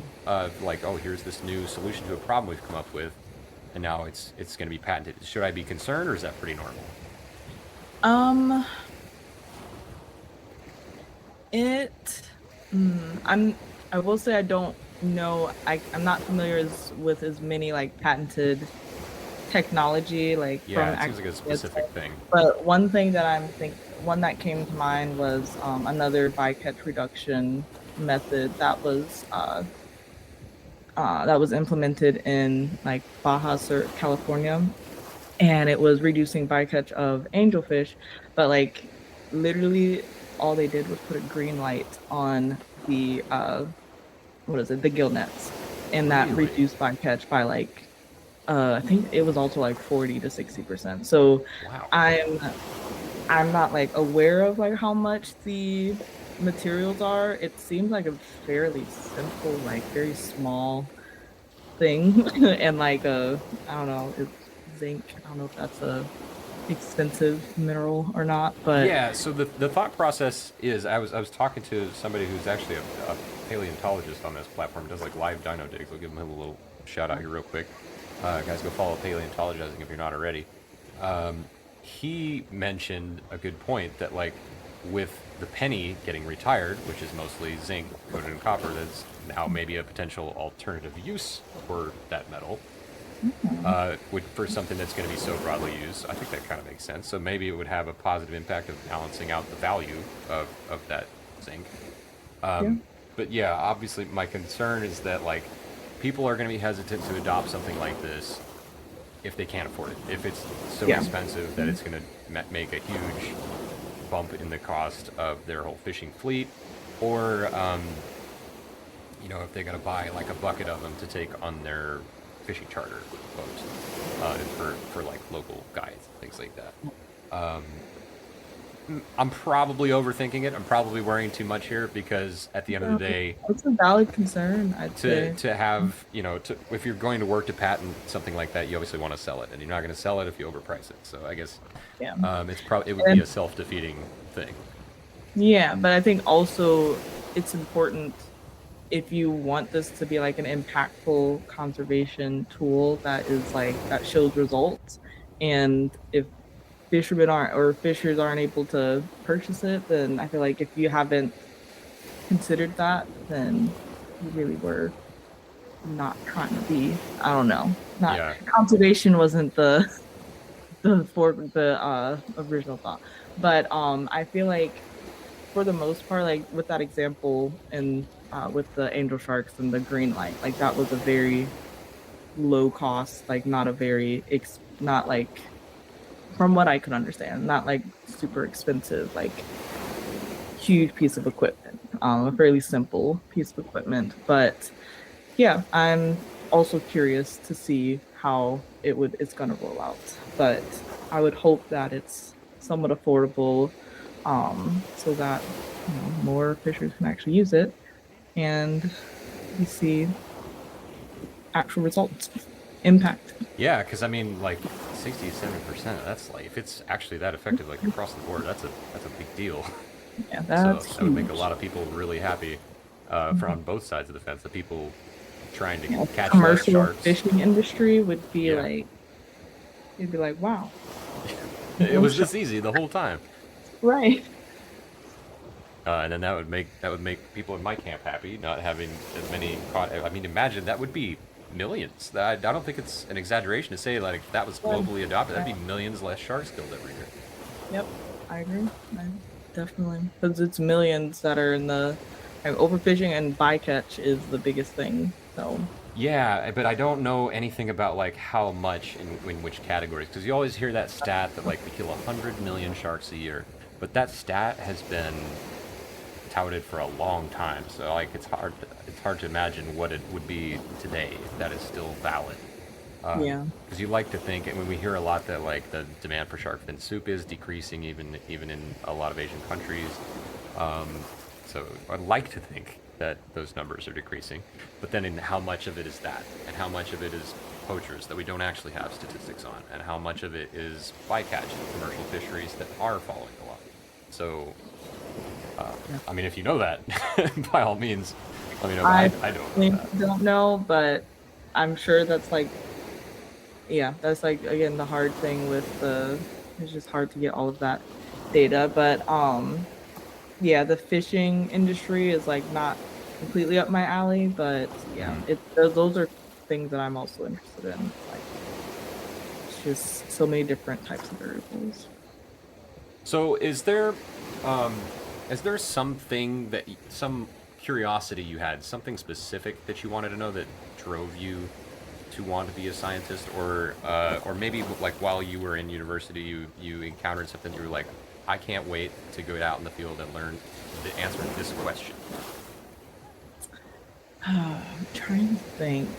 I just growing up, I remember I just always asked a lot of questions. Like I always asked a lot of questions, and I always needed to know the answer to questions, no matter like what it was. Like this just was a natural part of me. And in college, I remember, well, and even in high school, I remember doing research where you had to like essentially get data to answer a question. Like that was always my favorite thing to do, and like writing research reports and things like that. And in college, when I did my last semester at Harbor Branch Institute, or Harbor Branch, yeah, Harbor Branch Oceanographic Institute, at by FAU, and the entire semester was like field work oriented. Like all my classes were marine ecology, marine biology, all of that, ocean exploration, and every single class was like focused on answering some type of question and like going out in the field and gathering data. And I literally was like, it was that semester is when I like solidified, like, I want to be a marine scientist, specifically a shark scientist, and I want to be a researcher. Like, I want to answer questions and I want to be out in the field. I want to be outside all the time. But yeah, so it's just, that's when I really remember being like, oh, I like research. I like to ask questions. So very much the hands-on field work kind of person. That's impressive because I've heard the field work can be pretty rough. Uh, It can be like people for talk sure. about the experience of doing field work with being on a boat for a few days, and my wife was like, well, you wouldn't last 5 minutes, and I'm like, no, I wouldn't, because I gotta have like my CPAP and all this, like it's so like, what am I gonna do in a boat, Sleep on the So deck? Nah. Oh my gosh. Yeah, no, I love that. I literally I thrive in like chaotic environments and I thrive in like field station type environments. Um yeah, I just always really enjoyed like hard work as well, like just like grueling work. I'm just a weird person. I don't know. I also was an athlete, so like I just always need to Is there just maybe something like that you find satisfying about the about adapting to that chaos, about just like making it work? yeah, I think so. Yeah, I love being able to figure things out, like problem solve. That's a big thing. That's a big component of field work because the field is so unpredictable Yeah. and you kind of have to adapt in the moment sometimes or make sure you're prepared for any type of situation. And yeah, I love it. Have you ever had? Is there any? And you could say no. There's that's totally fine. But are there any like crazy stories of chaotic times in the field that come to mind immediately? Hmm. I I wish I had more chaotic stories. I know like that's weird to say. Maybe just something crazy and memorable that happened.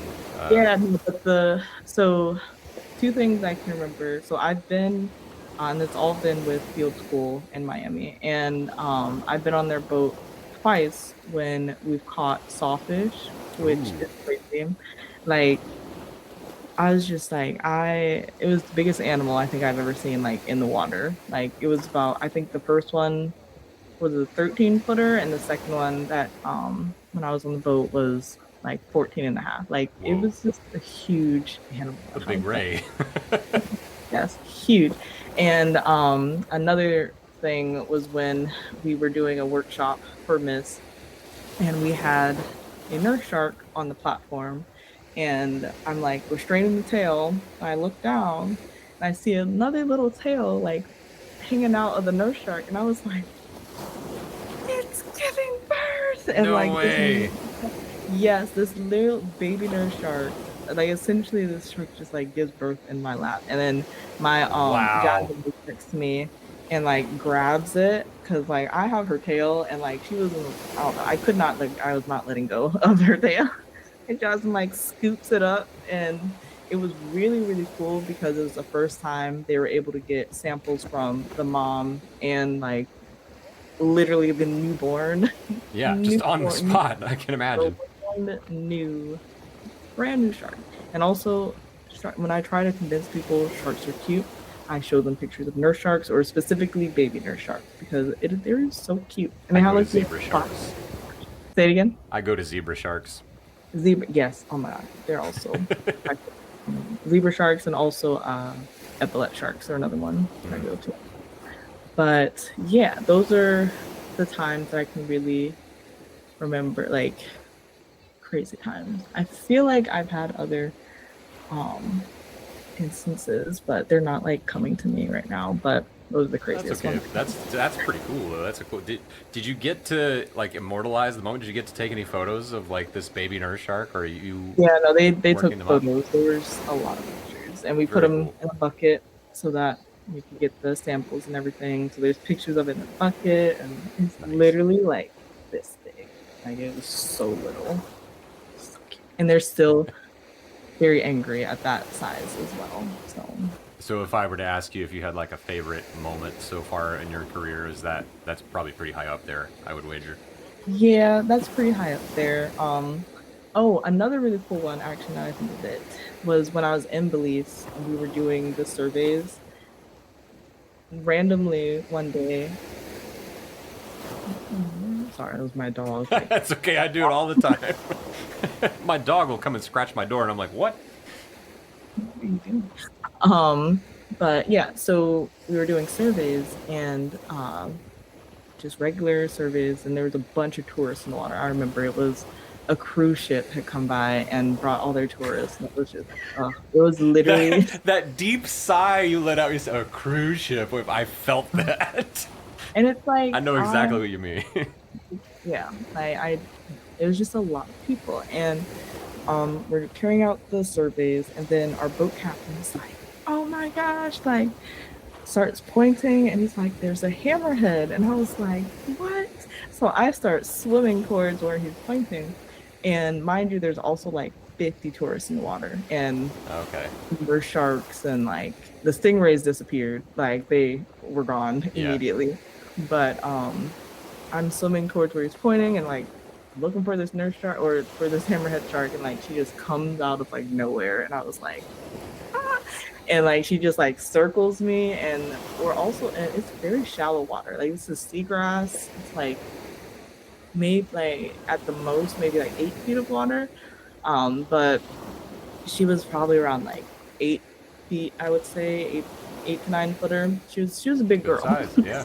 And great hammerhead. She just like circled. Like I swear we like locked eyes, and I was like, but that was also the first time I ever was in the water with a big shark like that. So I was Okay. like, and I was by myself. I was like, oh my Yeah, god, that's not something you forget. no. And it's just funny to me. Like Oh, we were I'm literally so like, sorry for the interruption, but we just had a raid from another science communicator here in the platform who I'm doing a collaboration with next week, Mr. Rayco, named after a species of gecko, I believe. Hello, Reiko. It plays this little clip. I've a whale shark that hit a freediver, just kind of in passing. He didn't see it coming, and his friend's like, "Look over there," and then and he just gets steamrolled by this whale shark. I bet that didn't feel good. I think it was greatly exaggerated in the video. I don't think it was moving that quickly. But hello, Raiders. Welcome in. Charlie's Dragon, Randolph, Reiko. Good to see you. Welcome in, guys. We are interviewing Carlee Jackson. She is a shark scientist based here in Florida and one of the co-founders of an organization called Minorities in Shark Sciences. Wanted to do something to celebrate women in STEM. Today is a holiday for doing just that, and I thought, what better way than this to have a fundraiser for an organization that is not only helping women in science, but minorities in science to further their career in shark science, something very near and dear to me. So thank you guys so much for coming in, bringing your community over here to hang out with us. What were we just talking about? Oh yeah, the first time you saw a hammerhead. You swam over to see it, but the cruise ship was there, so there's a lot of people. That's a cool experience. I'll never forget the first hammerhead I saw in person, and that was, we went on the same Bimini trip last year, so 2024, and then again in November. Have you dove there? I have. I did when I did my first thing with National Geographic. We did a shoot with the hammerheads, and they were much bigger than the one that I saw in the lease. They're But oh my no gosh, joke. there's I think there's a Have you picture had the of one opportunity to meet down. Queen, this massive hammerhead they've got there? I Just think I can't remember. Gaia, I think, was there, Gaia was there for us too. Yeah. and I remember she was huge. Is she the second Yes, she's the biggest? second. Okay. Holy cow! I'm sorry about that. I don't know if you can hear that, but I, I I can't do hear it. I just I saw do it. character voices, and one of the things that people can do in my channel here is trigger a jump scare from a propane salesman from Arlen, Texas. I'm kind of immune to it now, but it used to get me pretty bad. I usually turn that off before the interview streams, but hey, anything can happen, right? So anyway, thank you for that, Simplex. No, it's totally fine, actually. That's why it's there, to create interesting moments like that, right? And clippable things. But, yeah, no, Queen is amazing. I don't necessarily need to derail too much about it, or otherwise I would go, like, get a clip of it. But so I filmed the dives with the 360 video so that we can kind of relive it and look at it from different angles live on the stream. And so, like, the first thing I see this year, we go back to the same site, Gaia's there, so I get all excited, and then here comes Queen and, like, dwarfs her. So I don't think they have an exact measurement, but supposedly she's between 14 to 15 feet long and 6 to 7 feet wide. Like, from pec fin tip to tip. Yeah. Oh, yeah, that literally So, is insane. I I think think... I would just like cry Oh, hold on a if sec. I I'm going to saw lose that. you for just a second, but I think I have some screenshots from a couple of that just to give you an idea for size. Let's see which one illustrates it better. I'm guessing they haven't tagged her. I guess they haven't No, not to my knowledge. Mhm. Okay, well, this is one image we can use here for a sec. If I get rid of the waves, there you go. So this is that's me and my wife on the Oh, right side there. Behind them is another one of the named hammerheads. I don't know which one it is, but yeah, so I'm like maybe My 7, goodness. 8 feet from the feeder there, and that's Queen's head. Oh my goodness. Like just it's She's, so big. she's huge, And dude. my favorite thing with the hammerheads is seeing like I don't they're very ripped. It's like their Yeah, muscles are just when you rippling. see them turn, like you see that the striations of like the typical like fish muscle structure, like that chevron pattern. Yeah, I love And that. like Yeah. they're so, it's weird. I use the word polite when I describe the hammerhead behavior because they'll come like right up to you and just be like, "Hey, just checking you out," and you're like, "Oh, okay, Yes. this is Oh, fine." And it sounds like you've had a similar experience, but like seeing that, we were kind of used to the previous year seeing a bunch of smaller hammerheads, and then this one that's the size of like a VW bus comes by, and I'm just like, "Oh my god, you could absolutely annihilate me if you really wanted to." right. But then they don't. Like they're just so casual and graceful, and again, almost polite. It's like they occasionally they'll almost butt heads and want to like chase one off from the bait box at the last second. But most of the time, it's almost like they line up in like a pecking order. And like I've Yeah, seen I captive think I've fish been do that. Like paddlefish will literally get in a line. yeah. Uh, but yeah, it's seeing just even casually turning away from you, seeing like every muscle in the thing flex. Just like, whoa, that's a big Yeah. animal. Like it's a strong animal. So the year before, we were most intimidated by the tiger shark, because we're like, it's a freaking tiger shark. Right. We have to pay attention. Otherwise, like it could be extremely dangerous.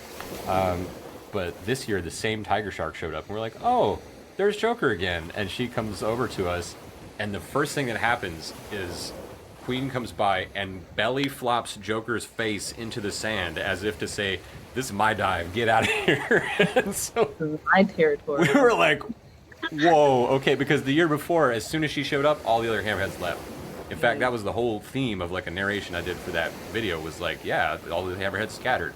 Not Queen. She was like, not This is my today. territory. Yeah, get out of my dive site, like for real.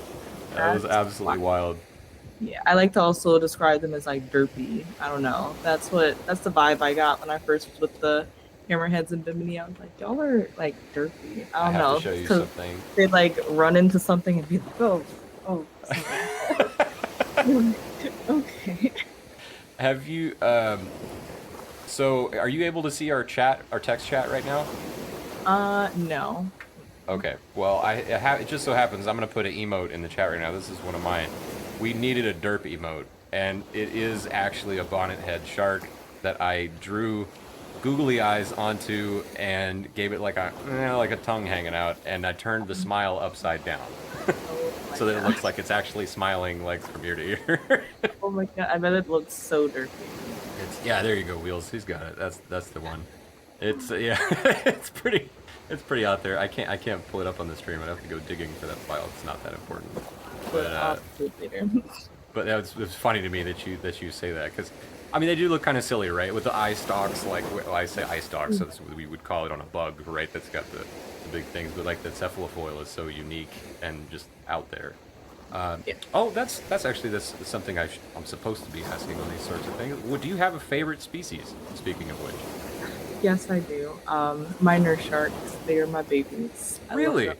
Yes, and I feel I like don't whenever get I nurse say shark that, often on that. I know, and that's why I love them because they're so underrated. And There also, you it's go. sometimes it irritates other shark scientists because a lot of shark scientists don't like, or they're just like, she's a nurse shark. Like, I'm like, but they are the badasses of like the reefs. I don't know. They're so hardy, and They also do seem they tough as trick you. nails. They're very tough, and they also trick you because they're very chill in the water and will sleep. But when it comes to like tagging them for research, like they are absolute monsters. Like Really? they're the worst ones to tag, yes, to work with. Like we call it the nurse shark rodeo because Wow. So they're kind of feisty, like they would just roll they're and fight you the whole time. kind of they are angry. Like they literally, I think I describe it as they sit at the bottom and just like, I don't know, they're just like building up their rage. They're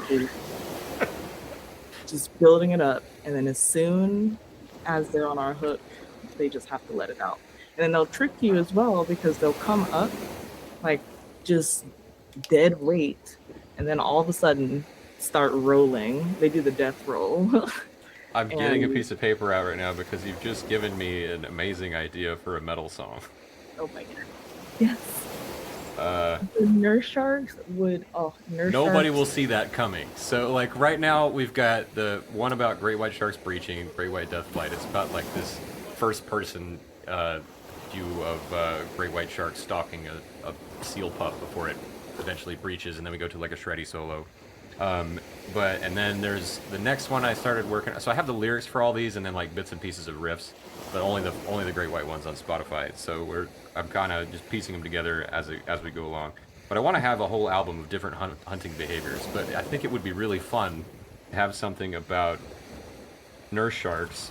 I don't think anybody will see that coming. They won't expect it, and they have it be just as you described. Like, no one expects anything, but and they're contemplating the day that somebody, like, I wish somebody would come and mess with me. Like, honestly, and another reason is because I relate to the nurse sharks. Like, I share that same personality trait. Like, I'm a very easygoing person. I'm very like charismatic, but if you try me, I'll flip the other way. Yeah, So but overstep and you'll regret it.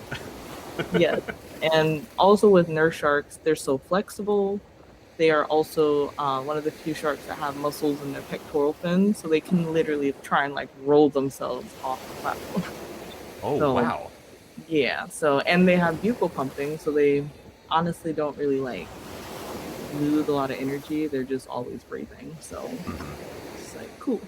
But yeah, nurse sharks, they're fun, but that's why they're my favorite. Is because I don't know, they're very underrated and they catch you off guard. They're angry sharks, but you would never know. So I'm just gonna note here before I put this away. Conserving energy, building up rage. Was that how you phrased it? Building rage, yes. It's just what is it? Powering up. Like Building rage until disturbed. They unleash the beast. We'll say. mm-hmm. I'll come up with something catchy and rhymey later. There was one day that we caught 8 nurse sharks. I was so sore the next day. Yeah, they fight that hard, huh? That's crazy. They're dead weight. That's the thing. They don't really fight that much. They're just dead weight. You pull them up, and then all of a sudden they realize, like, oh wait, I'm on a hook, and then they just start going. And you're like, Okay, so they're not fighting. They're just kind of yeah. You like usually when they're dead weight until you get them out, and then that's when they choose or violence. when you're trying to like pull them on that platform, they're like, actually, never mind. But like every other shark is swimming, like going around. But nurse shark is Right. usually when you're pulling it up and it's just straight They're down. just, Like, oh, I'm levitating as they're coming up to the boat. yep, literally, that is nurse sharks. It's That's so funny. This is what I find so amusing about shark behavior. This is why, if I did study them for a living, that is what I would want to learn more about, is their behavior, because it's fascinating, and it's funny how, like, even just little things like this can be so relatable to us as humans. Like we just described. Basically, you just described like very relatable concepts of something just being dead weight or being kind of aloof and it dragged to the surface, and now it wants to fight. It's like, oh, I don't want to be here, and rolling off the boat. I think that's hilarious. Yeah, they're funny, but I love them. They're my babes. Well, I don't know how much time you had set aside for this. We've been doing this for 2 hours now. When did we talk? I talk about sharks, I like can't stop. That's totally fine. Yeah. So, like, I do this. I did want to probably. I was gonna. I gave myself a 10 o'clock. I also have to wake up for work tomorrow.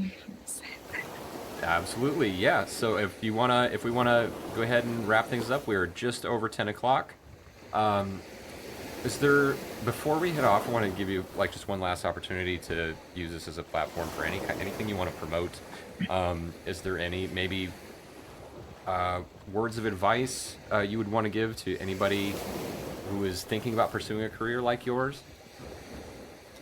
Yeah, so one of my favorite pieces of advice to give people is to always like never let anyone tell you what you can't do, and like you, as long as you like you can do whatever you want, honestly, like as long as you put your mind to it. And if you have a vision that you want to be a shark scientist, a marine scientist, and at the same time you want to be like an astrophysicist. There's a kid told me that once. They were like, "Could I be like an astrophysicist and a shark scientist?" I was like, "You can be whatever you want." Sure. But Is that very yeah, much like the upbringing you had? It sounded like it based on what you were saying before. It was just yeah, very simple, like whatever you want to do. yeah. And That's it's really like cool. something that I feel like we aren't taught a lot is that you can like you literally create your reality. Like it's the world is your oyster, like, little puns.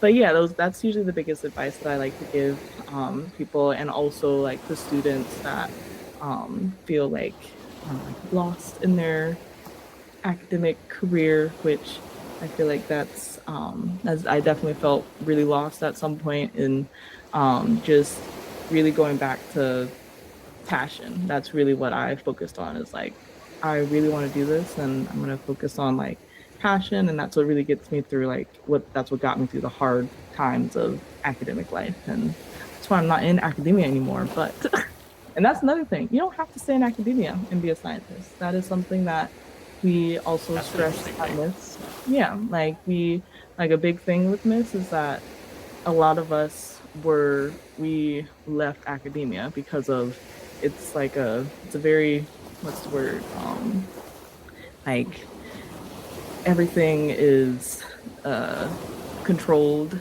Got to be and a certain way. Yeah. and the environment and the culture is very Restrictive, different, maybe? restrictive, and like there's another word where it's like if you don't do it, then you're you're done. Like if you Hmm. don't get the money, then well, you don't have money for your lab, you don't have funding, and you're done. And if you don't bring the money in, then you're not a good researcher or good professor or whatever. But Okay. yeah, you don't have to stay in academia to be a researcher. And I used to want my PhD, and then I got my master's, and I was like, I do not want to go to school again. I love school, but also that was a lot. I was like, do I want to do this again? But yeah, so like I said, you can literally do whatever you want. And if you don't like academia, you don't have to stay in it. That's really cool. And before we're gonna raid out here in a minute to take the people over to see another streamer. But before we say goodnight, is there anything else you want to tell anybody about Minorities in Shark Sciences organization before we wrap things up? Yes. So, as you know, we are a nonprofit, so we do rely on a lot of like support from our followers and our donors. And we have a giving challenge coming up. And I think we're going to start advertising for it this month. So, in probably about in a week or so. But essentially, we're looking for 50 people to pledge to donate a certain amount to Miss. And yeah, so and essentially those donations go directly towards our programming and us being able to continue providing opportunities cost free. Like that's our biggest thing. And we need money to do that. So the support would be awesome. And also like follow us on all of our social media. We've got a lot of cool content that we're constantly putting out, and we have a lot of cool research projects going on, a lot of cool shark content. So definitely give us a follow. Can confirm. I've been following them for a hot minute, and y'all should too. Before we raid out, actually after we get off this call, I'll be sure and post all the socials, both in our Discord and here in the chat. But thank you so much for coming out and doing this. This has been a great Yeah, time. I really appreciate you taking the time. Hope you enjoyed it. I And it's been definitely nice to introduce you to my community of shark and ocean loving gamers. it was so great to be here. Like I said, I could talk about sharks forever. So Heck love yeah. it. How's our little fundraiser doing? How's the donations We from? are at $35 out of our goal of 500, but just so everybody knows, I will be leaving that up for the remainder of the week.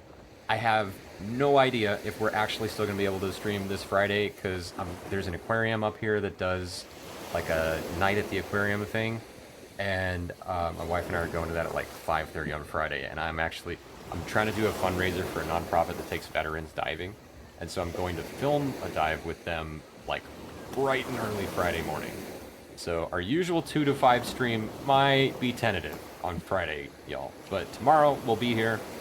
I'm actually going to be spending that time trying to repair this, because today, making a stupid video, I broke my scuba mask. This latch just right off. So yeah, that's what we'll be doing tomorrow instead of your regularly scheduled programming. But for anybody who wasn't able to make it tonight, the fundraiser will still be going throughout the rest of the week. The link to the Tiltify is pinned at the top of the chat. It'll be in our Discord as well. So yeah, any contributions appreciated. I'll post that on all the socials too, just in case anybody didn't make it here. But yeah, great organization. Can't say enough good things about them. Diversity in science is extremely important. I'm sure you guys over at that came in with Rhacodactylus in the raid know that as well. He's a very vocal proponent of that. So I don't think I have any other closing words. I think we said it all here. Yes, thank you so much again. Thank you for the support. Really appreciate Absolutely. it. And thanks for coming by. Have a great night. Thanks, you too. All right, y'all, that was Carlee Jackson. And now I just have one question for y'all. Where should we raid? I have put a little bit of thought into it.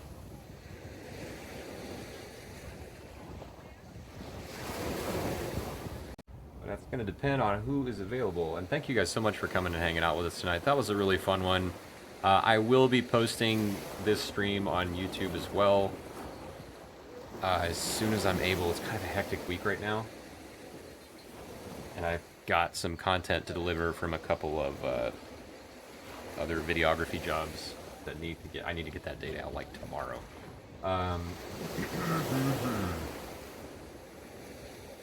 Let's see who's online tonight. But it will get posted. We want to be able to share this sort of experience with everybody.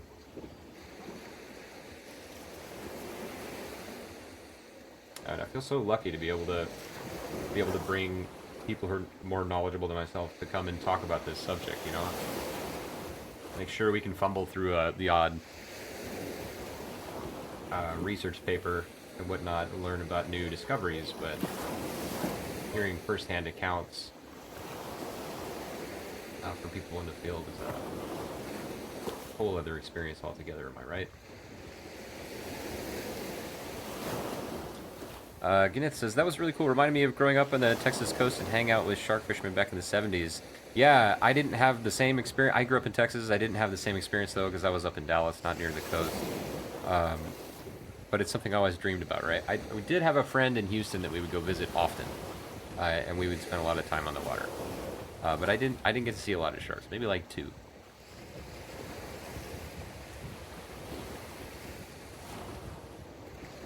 Let's see.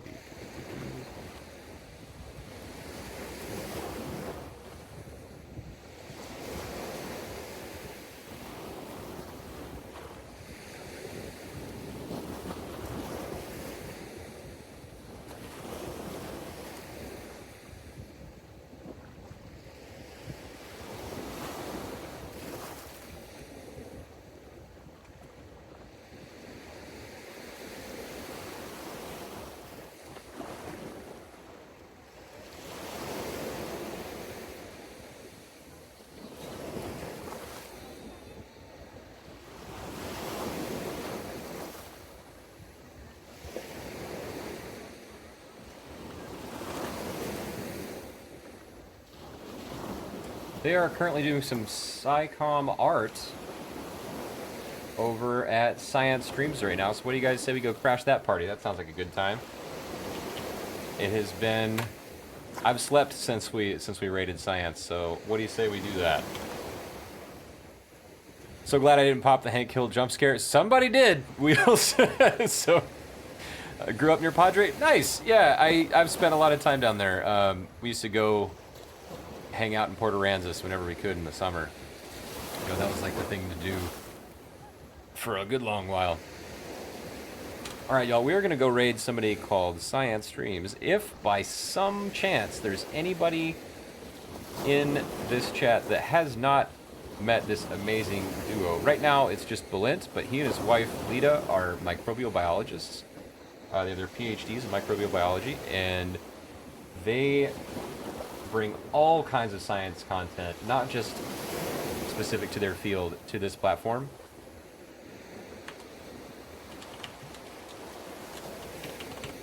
And you guys are going to love them. So we've got 2 raid spam messages. If you guys will do me a favor and copy paste one of those. There's one if you have a subscription and one if you don't. Copy that and paste it in their chat as soon as we land over there to share the love. And thanks again so much, everybody, for coming out. I forgot to do it, but I am going to be posting !Discord if you're not in our Discord already. I am going to be posting in Discord all the social links for Minorities and Shark Sciences. So have a look out for that. I totally said I was going to do that, and then I didn't do that, and now our raid timer's already going. You know what? Screw it. No, I'm going to do it. We'll cancel that raid. I'll do it again. I'm a man of my word. I will pull this raid over. Alright, hold on. That's the first time I've ever canceled a raid, I think. Let's see, they are on X, Insta, Facebook, LinkedIn, and YouTube. So first off, here is Facebook. Thank you guys all so much for the follows. Mac and Neurobiology, Steez, Two Side Toast, Chili Dog, Lowly Henchman, and Helix Phantom. I appreciate the support. It means a lot here. Trying to grow on on Twitch as a platform is it's a marathon, not a race.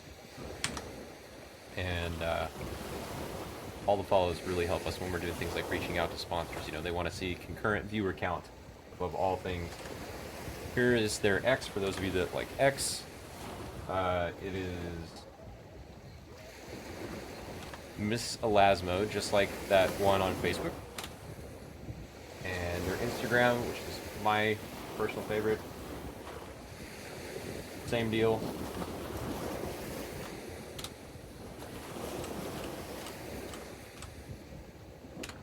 And there we go. I'm a man of my word, and we still have our raid command. Wait, whoa, what did I just do? I hit that weird key combo that makes you like type backwards.